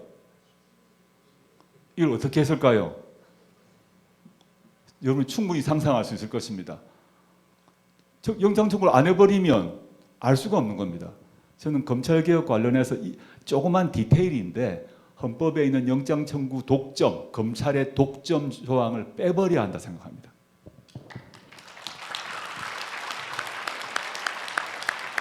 그리고 이제 DK 눈물과 관련해서 3장에서는 이제 주로 경제 민주화, 경제 문제에 굉장히 또 천착하는 모습을 보였던데 제가 경제 문외한이라서 저도 문외한입니다. 질문은 못 하겠고 간략하게 그 내용을 좀 소개를 좀 해주시죠. 3장에 있는 내용을. 스웨덴. 네, 스웨덴 얘기 아마 기억나시겠습니다만 박근혜 대통령이 당선될 무렵에 당시에 그 선거대책위원장이 김종인 씨였습니다.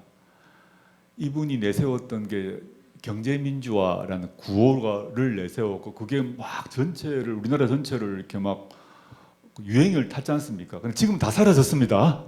아무도 경제민주화를 국민의힘에서 얘기 안 합니다. 근데 우리나라 헌법 조항에 경제민주화가 들어 있거든요, 실제. 그럼 우리가 이제 그 권위주의 정권, 군사독재 정권을 살다 보니까 우리 보통 국민들의 머릿속에는 민주화 그러면 정치적 민주화를 생각합니다. 정치적 민주화의 요체는 뭐냐면 대표자를 내가 뽑는 거죠. 권위주의 정권 때는 뭐 대통령도 우리가 못 뽑고 통일주체 국민회의에서 뽑고 국회의원도 3분의 1은 대통령이 임명하고 국회의원을 대통령이 뽑았습니다. 지금 도대체 이해가 안 되실 건데 그런 시대는 끝났습니다.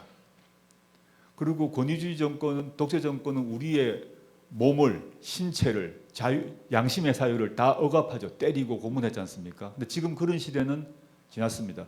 지금 고등학생들도 경찰이 뭐 함부로 하면 가만히 있지 않을 겁니다.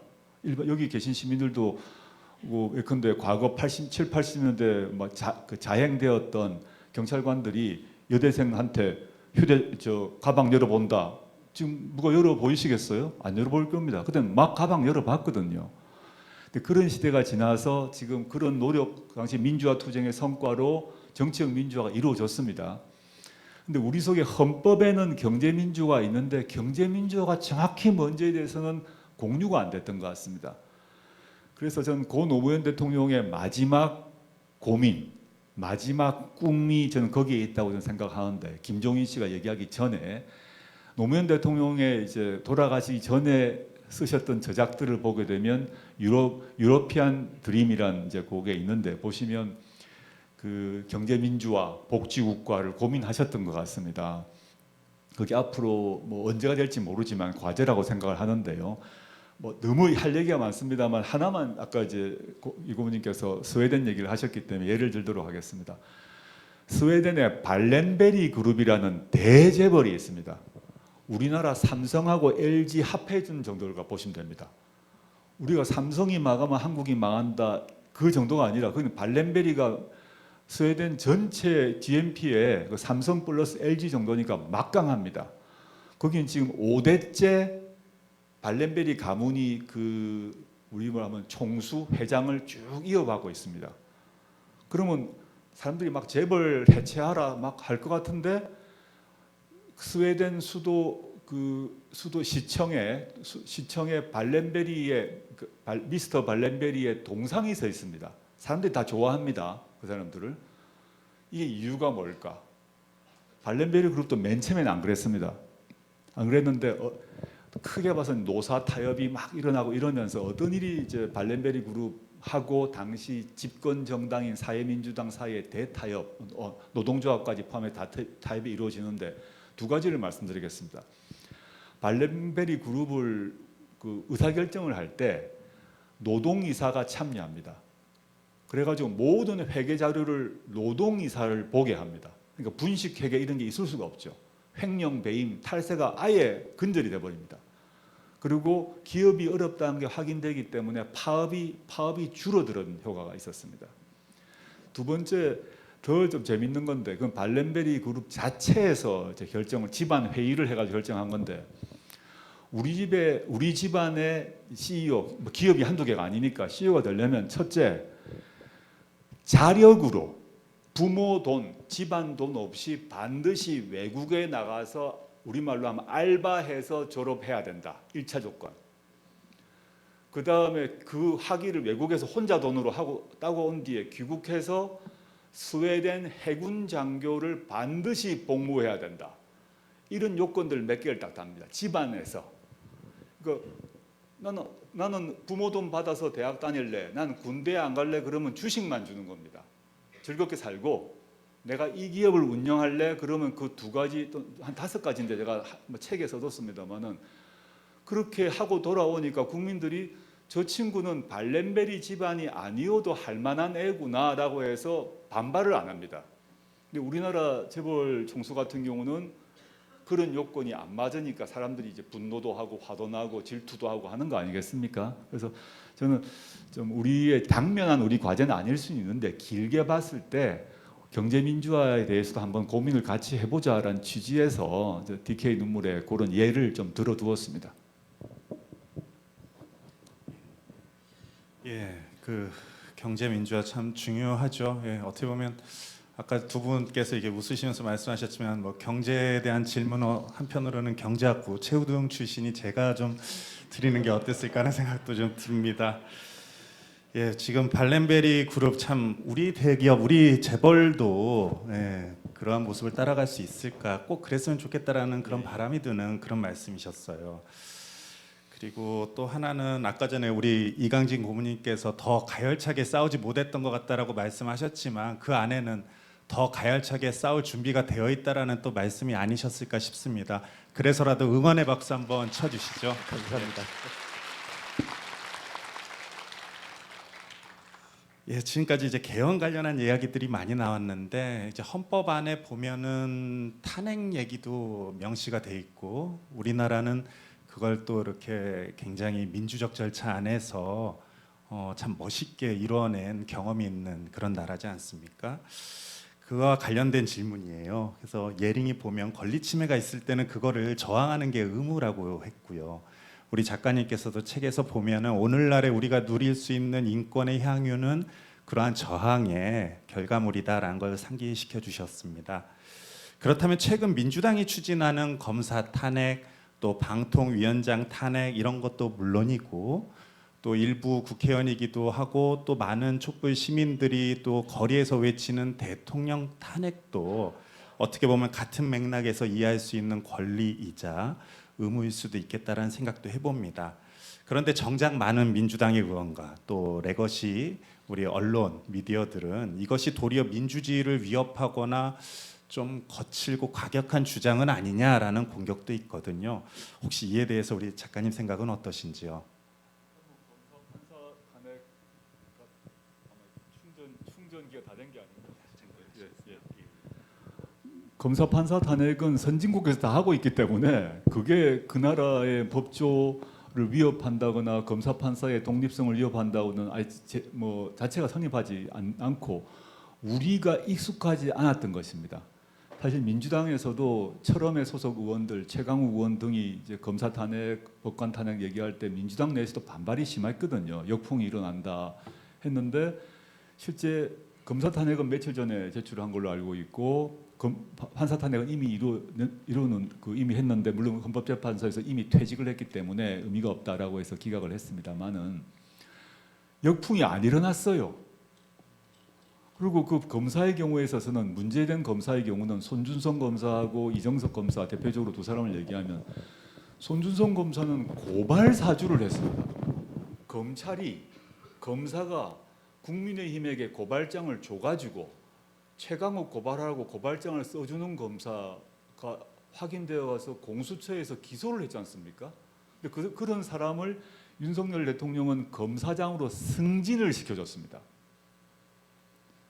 검사들의 꽃이라는 승진을 시켜준 사람인데 합법적으로 그 사람에 대한 제재를 가할 방안이 뭐냐? 탄핵밖에 없는 겁니다. 그런데 이정석 검사 같은 경우 우리 아까 각종 예를 봤는데 이 경우 단순히 대전으로 보내두면 해결되느냐? 아니죠. 헌법이 모든 국민들이 이 내용에 대해 붕괴를 하고 있는데 단순히 다른 지방, 다른 약간 그 외진 지청에 옮겨놨다고 되는 것이냐? 저는 아니라고 생각합니다. 저는 외국에서 다 검사 탄핵, 판사 탄핵을 하고 있고 이제 드디어 물꼬가 트였거든요. 물꼬가 트이면 이제 활성화하면 된다. 그러다 보면 물론 약간 과한 것도 있을 수 있겠죠. 근데 우리나라 국민들, 우리나라 정치인들 다 똑똑하고 현명합니다. 어떤 사람에 대해서 할 일 다 압니다. 그냥 대낮게나 모든 검사를, 모든 판사를 탄핵을 하겠습니까? 그렇게 안 하실 겁니다. 왜냐하면 국회를 통과해야 되고 헌법재판소에서 인정돼야 되기 때문에 따지고 따져서 골라서 하는 것이기 때문에 저는 남용되지 않을 거라고 생각하고요.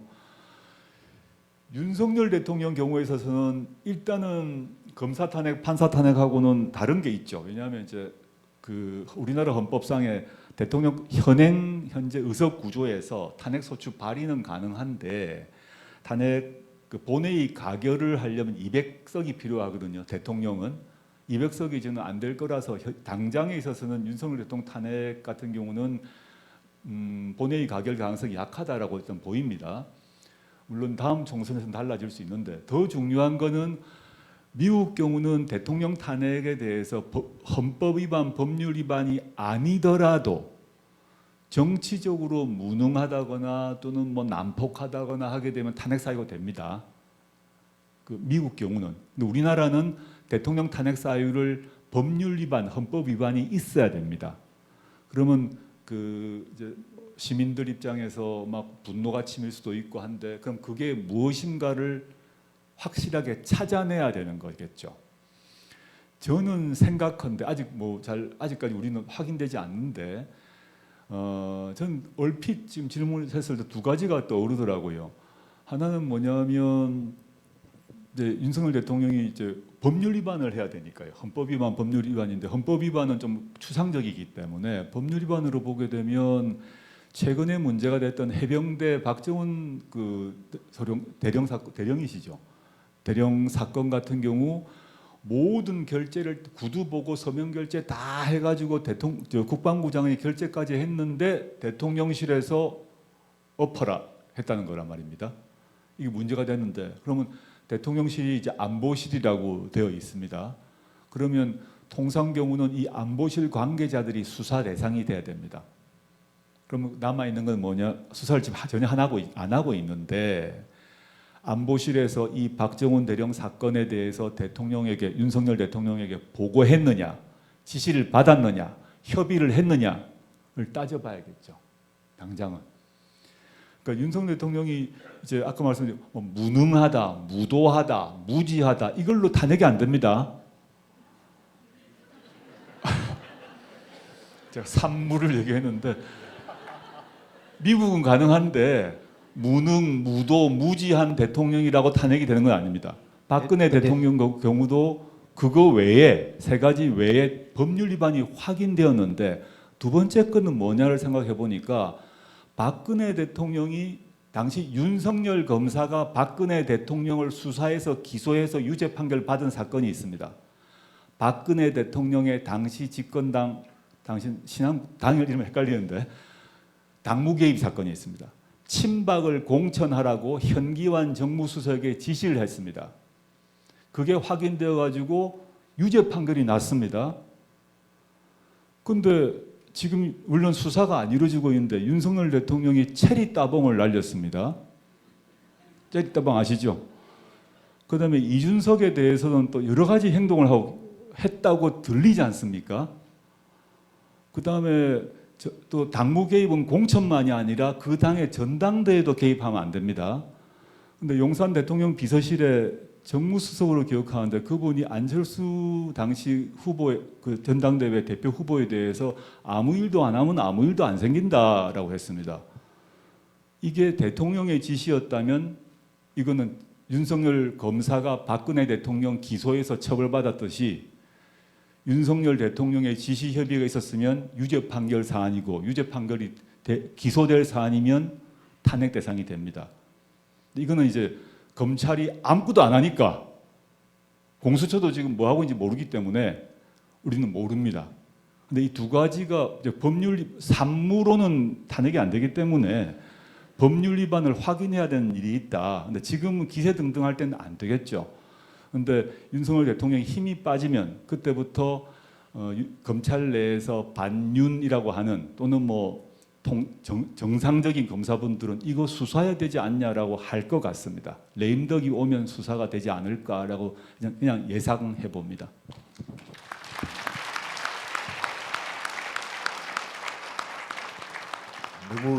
너무 먼 장래의 말씀을 하시는 것 같아서 그때까지 국민들이 잘 참고 견딜 수 있을지 모르겠습니다.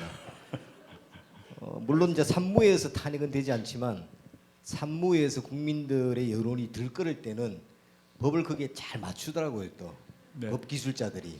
네. 그렇지 그런 거 있잖아요. 그 산무에 대한 국민적 인식이 매우 높아지면 그 가려져 있었던 위법 사항이 하나씩 튀어나올 거라고 봅니다. 내부에서 튀어나올 거라고 봅니다.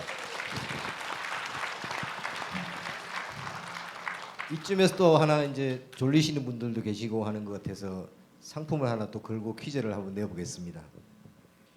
사실은 저는 그 DK 눈물 벚꽃은 산책은 너무 읽기 싫어서 대충 받고 DK 눈물은 아는 내용도 있고 해서 그냥 아는 내용 스킵하고 하다 보니까 굉장히 충실하게 읽지를 못했는데 조민양 책은 제가 처음부터 끝까지 열심히 봤거든요. 아 이거는 제가 보는 순간 뭐라고 했냐면은 우리 사무실에 같이 있는 사람한테 이거는 무조건 청소년 권장 도서를 해야 된다. 그 나이에 그렇게 큰 어려움을 당하면서도 그걸 극복해 나가는 그 극복기가 무엇보다도 더 감동을 많이 주더라고요. 전 진짜 책을 손에서 뗄 수가 없었거든요. 심지어 자기의 가장 친한 후배를 이태원 그 참사 때 잃었대요. 그럼에도 그 슬픔을 극복하는 그 근거 없는 낙관주의 뭐 그렇게 본인을 표현했던데 그분 책 제목이 오늘도 나아가는 중입니다. 근데 우리 조국 교수님도 지금 나아가고 계시거든요. 어떤 길을 그걸 오늘 아시는 분 조국 교수님이 나아가시는 길을 아시는 분 손 들어주세요. 저 뒤에 예 맞습니다. 우리 조국 작가님은 오늘도 길 없는 길을 나아가고 있습니다. 혹시 그 조민양 책은 다 보셨나요? 예, 봤습니다. 예. 감동받거나 그러신 건 없으신가요? 저 맨 처음에 이제 책 낸다 그래서 사실 저는 말렸습니다. 솔직히 또 무슨 공격을 받을지 모르겠다. 뭐 안 쓰는 게 어떠냐 했는데 뭐 아는 출판사에서 쓰겠다 그래서 제가 이제 그럼 아빠가 좀 먼저 보자. 그랬더니 안 돼 그러더라고요. 그 봤더니 안 되는 이유가 이제 뭐 그 아빠에 대한 불만이 잔뜩 써 있더라고요. 나중에 봤더니 뭐 아빠 재미없는 사람이다. 자기는 절대 아빠 같은 사람하고 연애 결혼 안 한다. 뭐 저에 대한 얘기를 한참 이제 해놨는데 뭐 솔직한 심정을 얘기한 것 같고 근데 만약에 나중에 결혼하면은 두고 보십시오. 조국 교수님 비슷한 사람일 겁니다.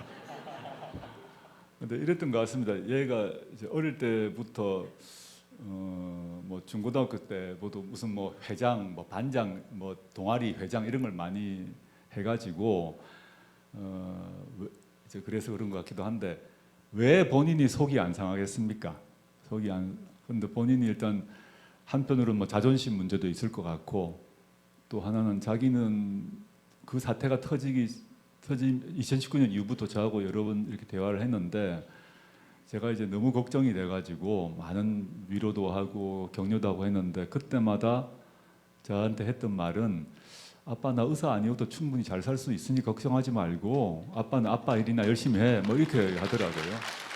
그래서 저는 그때 아 얘가 뭐 잘 그냥 의례적으로 하는 말이라 생각했습니다. 제가 제 딸내미니까 그냥 어리게 보고 아 얘가 그냥 아빠 위로하는구나 정도 생각하고 그래 뭐 필요하면 아빠가 뭐 돈을 도와준다거나 할 테니까 걱정하지 마라 했더니 나 돈 벌 수 있어 뭐 이런 식이에요. 그러니까 근데 책을 봤더니 아 제가 한편으로는 아 제가 생각했던 딸 저는 항상 이제 아빠 입장에서는 딸이 항상 어려 보이고 걱정되고 많이 하는데 제가 생각했던 것보다는 더 성숙하고 제가 생각했던 것보다 단단해져 있었구나라고 느껴서 한편으로는 고맙고 미안하고 이런 약간 복합적 감정을 여전히 갖고 있습니다. 저는 그 책을 보면서 굉장히 감동스러웠던 부분 중에 하나가 작가님과 조민양의 성격이 극명하게 드러나는 부분이라고 생각되는데 계속 어려움을 당하시니까 바깥에 외출을 안 하시려고 했대요. 밖에 늘 뭐 이상한 기자들도 진치고 있고 막 온갖 사람들이 진치고 있으니까. 근데 조민양이 그때 아버지에게 이런 이야기를 한답니다. 아버지 나가십시다. 밖에 나가서 아버지한테 말 거는 사람은 다 아버지 좋아하는 사람이고 아버지 싫어하는 사람은 아버지 근처에도 안 와요. 나갑시다. 그렇게 이야기를 했다 그러더라고요. 맞습니다. 예. 그때 나가면 뭐 지금은 많이 달라지긴 했는데 지난 한 4, 5년간의 그 시민들과의 거리에서 만나는 시민들의 저에 대한 태도 변화를 계속 느낍니다. 19년, 20년 그 당시는 아주 적대적인 느낌들을 많이 받았습니다.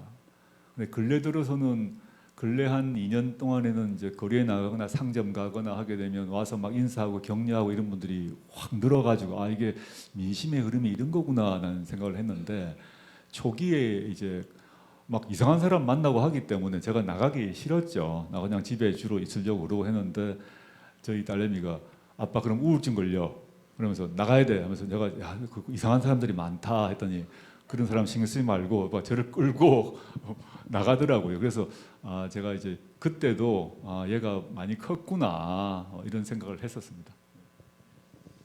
오늘 이제 우리 준비한 질의는 많이 남긴 했는데 시간 관계상 이제 마무리 수순으로 들어가야 되겠습니다.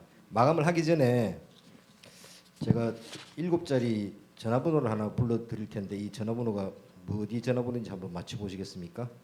839-0009라고 봉천동 근처 같기도 하고 83900 잘 모르겠습니다. 그러면 370-7887은 아십니까? 그것도 모르겠습니다. 370-7887 아시는 분? 앞에 불러드린 거는 하나 이글스의 최근 7년간 성적이고요. 뒤에 불러드린 거는 롯데 자이언츠의 최근 7년간 성적입니다. 알겠습니다. 이제. 여기 롯데 자이언츠 열렬한 팬으로 알고 있는데 원래 이제 조국 작가님이 다니던 구덕 초등학교가 야구부가 있었죠. 예. 그리고 그 최동원 선수도 굉장히 경남고등학교도 그 옆에 있고 해서 야구를 어릴 때부터 좋아하신 걸로 알고 있는데 롯데 팬들은 야구에 지면은 뭔가 기분을 부시고 그런다고 그래서 이런 말이 방송에 나가도 될지 모르겠지만 골대를 하는 롯데가 훌리건처럼 논다 그래서 꼴리간이라고 부른다는 거 알고 계시죠? 익히 알고 있습니다. 예. 하나 팬들은 뭐라고 부르는지 아십니까? 보살이죠, 보살. 아 예. 그럼 오늘 보살들을 위해서 한 말씀 해주시죠. 제가 이제 아까 뭐 구덕초등학교 제가 나온 조그만 초등학교입니다. 근데 거기에 그 최동원 선수가 제 초등학교 선배입니다. 사실은 선배 어릴 때부터 던지는 걸 보고 자랐고 그에 더해서 저희 어머님이 교사셨는데 저희 어머니와 최동원 선수 어머님이 같은 학교 근무하셨습니다. 하시고 제 친동생의 담임 선생님이 최동원 선수 어머니셨습니다. 어릴 때부터 알았고 그 최동원 선수도 동네 그냥 형아만이 아니라 그냥 잘 아는 그 형이었던 거죠. 그래서 팬이 안 될 수가 없었고 그런데 뭐 너무 잘 아시겠습니다만은 롯데 같은 경우는 이제 84년에 최동원 선수 때 우승하고 92년에 우승했으니까 40년간 우승을 못하겠습니다. 40년간. LG는 얼마 전에 우승했다고 하지 않습니까? 29년 만에. 그 막 좋아하던데 제가 보고 29년은 뭐 얼마 안 되는데 그 하나가 롯데는 우승하면 40% 이상 세일을 해야 그래야 됩니다. 되겠죠. 예. 하나는 그래도 1999년에 우승했지 않습니까? 하나는. 그래서 하나가 보살인 것도 알고 점장은 아는데 왜 골대 골리건이냐? 40년간 하나 팬들도 우승을 못 해보시면 그 골리건처럼 된다. 너무 비난하지 마시라. 지금 아직 보살을 유지하시고 있는데 40년간 우승을 못 해보십시오. 무려 40년간. 그렇게 이해를 해주십시오. 오늘 저희들이 준비한 질문은 끝났는데 저희들이 참가 신청을 받으면서 몇 가지 질문들을 받았습니다. 근데 마침 오늘 방금 답변해 주신 게 저기 대전에서 오신 성명희 씨 계신가요? 오시다 가셨나? 이분이 뭐라고 했냐면은 요즘 유머가 좀 늘어나신 것 같아서 너무 좋아요. 재미있는 개그 하나만 해주세요. 방금 그 개그를 한거로 저는 못합니다. 저는 못합니다. 방금 하신 거를 개그로 예, 대체를 하겠습니다. 대체해 주십시오. 그리고 참가 신청을 받다 보니까 굉장히 멀리서 오신 분 계시던데 여기 청주, 세종, 대전 아닌 데서 오신 분 손 한번 들어봐 주실래요? 어디서? 예? 아, 계룡은 조금 어디요? 벨기에. 오.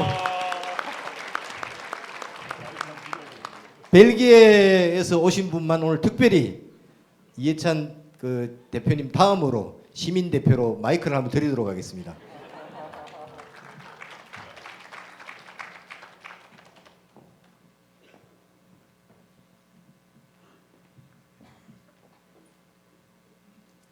미리 여권은 한번 확인해 보시죠. 진짜 벨기에에서 오셨는지. 간단하게 소개 좀 해주시고.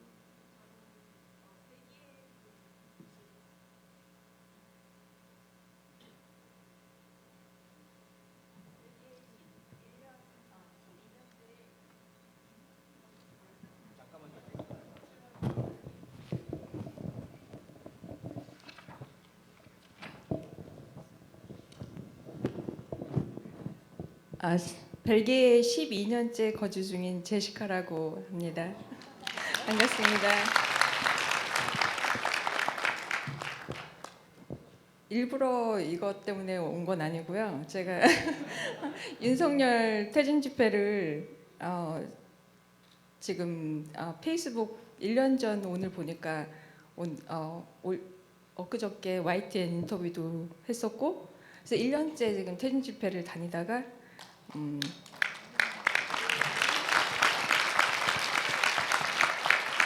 사실은 원래 올해 초에 벨기에 돌아갔어야 됐었는데 제가 유방암 선고를 받아서 치료를 하면서 퇴진 집회도 계속 다니다가 지금은 이제 암 치유를 하고 하면서 지금 여기 동지님들이랑 촛불 집회에서 만난 동지님들이랑 같이 조국 장관님 뵙고 싶어서 세종에서 지금 엄마 집에 머물고 있는데 지금 뵈러 왔습니다. 작가님께 혹시 꼭 궁금한 것 이거는 반드시 내가 알아야 되겠다 싶은 거 한 가지만 질문하시죠. 사랑 고백 이런 거 하지 말고요. 이번에 출마하시는지.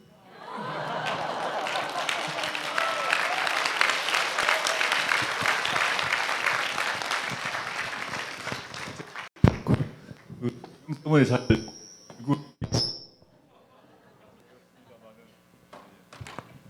이제 일어나서 소개하시는 거 보니까 저하고 페이스북 친구시네요. 지금 보니까 같이 오신 분들 그런 것 같고 일단 빨리 쾌차하시길 빕니다. 예, 그거 드리고 마지막 질문은 참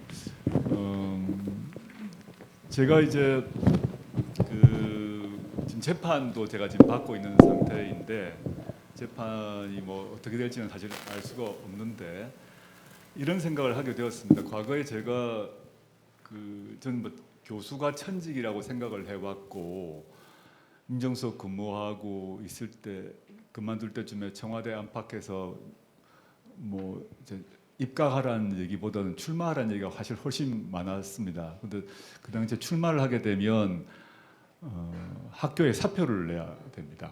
현행법상. 그래서 저는 학교로 돌아가야 된다. 왜냐면 당시 제 박사과정 지도 학생들이 줄을 서 있었기 때문에. 근데 그때부터 이제 꼬이기 시작했나 봅니다. 어떻게 보면. 근데 결과적으로 뭐 생략하고 제가 행정소송 중이긴 합니다만 학교로 못 돌아가는 상황이 되어버렸습니다. 상세히 모르실 수도 있는데 저희 딸이 받은 장학금 뭐 3학기 받았던 장학금이 김영란법 위반이다라고 해서 그걸 가지고 제가 징계를 받았는데 저는 사실 좀 도저히 좀 법률가로서 잘 이해가 안 됩니다. 제 딸이 받은 장학금이 때문에 왜 제가 김영란법 위반인지 잘 이해가 안 되는데 그건 소송을 하는데 오래 걸릴 거고 그렇게 시간이 지나다 보니까 지난 19년부터 시간을 거치면서 내가 학교로 이제 못 돌아가는구나라는 생각을 할 수밖에 없었습니다. 그래서 그러면 제가 건강이 이제 당분간 유지된다고 전제를 하면 제가 할 수 있는 게 이제 학교로 돌아가는 게 아니구나라고 생각해서 어떤 일이 될지는 뭐 제가 모르겠습니다만은 제가 단순히 뭐 저 개인의 뭐 명예 회복이라거나 개인의 분노를 풀기 위한 차원이 아니라 현재 윤석열 정권에 하는 각종 그 산무의 행태, 그 다음에 민생 경제 파탄 상황은 해결해야 되는구나라는 생각이 들고 그게 어떤 방식일지는 모르겠습니다만 거기에 일조는 해야겠다라는 각오는 하고 있습니다.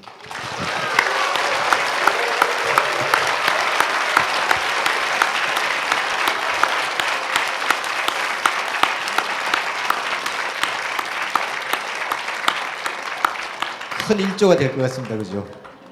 이게 이제 김우준의 뉴스공장 나가시고 지금 3주 정도 됐거든요. 그때 고민하신다고 했으니까 이제 좀 더 진전된 아마 답변이 오늘 나오지 않았나라고 생각합니다.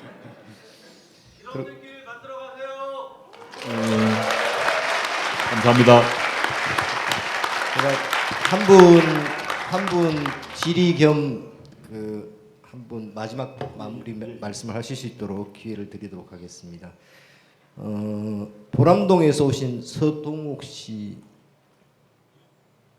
주로 저기 계시네요. 하얀 잠바 입고 계신 분이 쓰신 글을 읽어드릴게요. 조국님을 생각할 때마다 성경의 다니엘이 떠오릅니다. 동료들이 흠을 찾을래야 찾을 수 없었던 청렴하고 결백하신 분 같아요. 어려운 시기 잘 견뎌내시고 계신 것 같아 너무나 감사하고 감사합니다. 조국님의 소망을 듣고 싶습니다. 그래서 그 소망을 함께 기도하고 싶어요. 이렇게 말씀해 주셨습니다. 뭐 저는 이제 뭐 기독교 신자 또는 가톨릭 신자는 아닙니다. 뭐 저희 집안에 가톨릭 신자들이 많이 있는데 저는 이제 다니엘보다는 어떤 느낌을 가졌나 하면 그 성경 읽으신 분은 아시겠지만 욥의 느낌이 있었습니다. 욥이 엄청나게 고생을 하거든요. 아마 제가 겪는 고생이 아마 100배쯤이 아닐까 생각이 듭니다. 욥이 이유도 모르고 이제 그런 제가 아는 뭐 신부님들 또 목사님들이 그 지난 과정에서 이제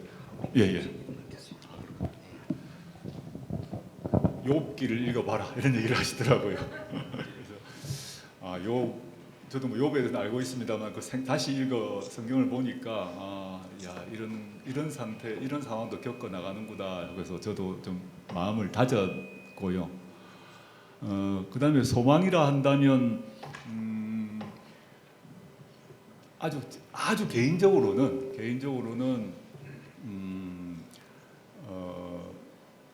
제 배우자가 건강을 빨리 찾는 것. 그래서 빨리 두 발로 좀 다녀서 해외도 다니고 놀러 다녔으면 좋겠습니다.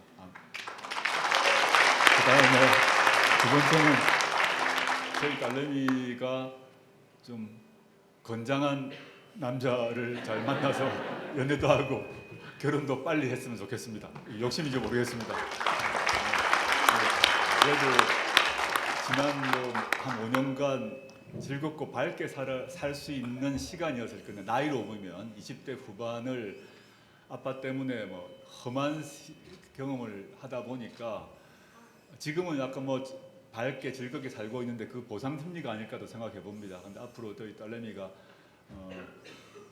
아까 아빠의 바람입니다만은 좋은 남자친구 또는 그 신랑을 빨리 만났으면 좋겠다라는 생각이고 개인적인 차원을 떠나서는 사회적으로 보면 아까 말씀드렸습니다만은 제가 또는 제 가족이 겪고 있는 이런 여러 가지 시련이 있는데 이게 단순히 저희 것만은 아닌 것 같다는 생각을 해서 이게 뿌리가 뭘까 생각하면 현재 우리 대한민국을 대한건국으로 망치고 있는 집단이 있기 때문에 그 집단들의 지배는 빨리 종식돼야 된다 생각합니다. 그게 가장 큰 소망입니다. 오늘 장시간 이렇게 세종을 방문해서 이 콘서트를 함께 해주신 우리 조국 작가님께 다시 한번 뜨거운 박수 부탁드립니다.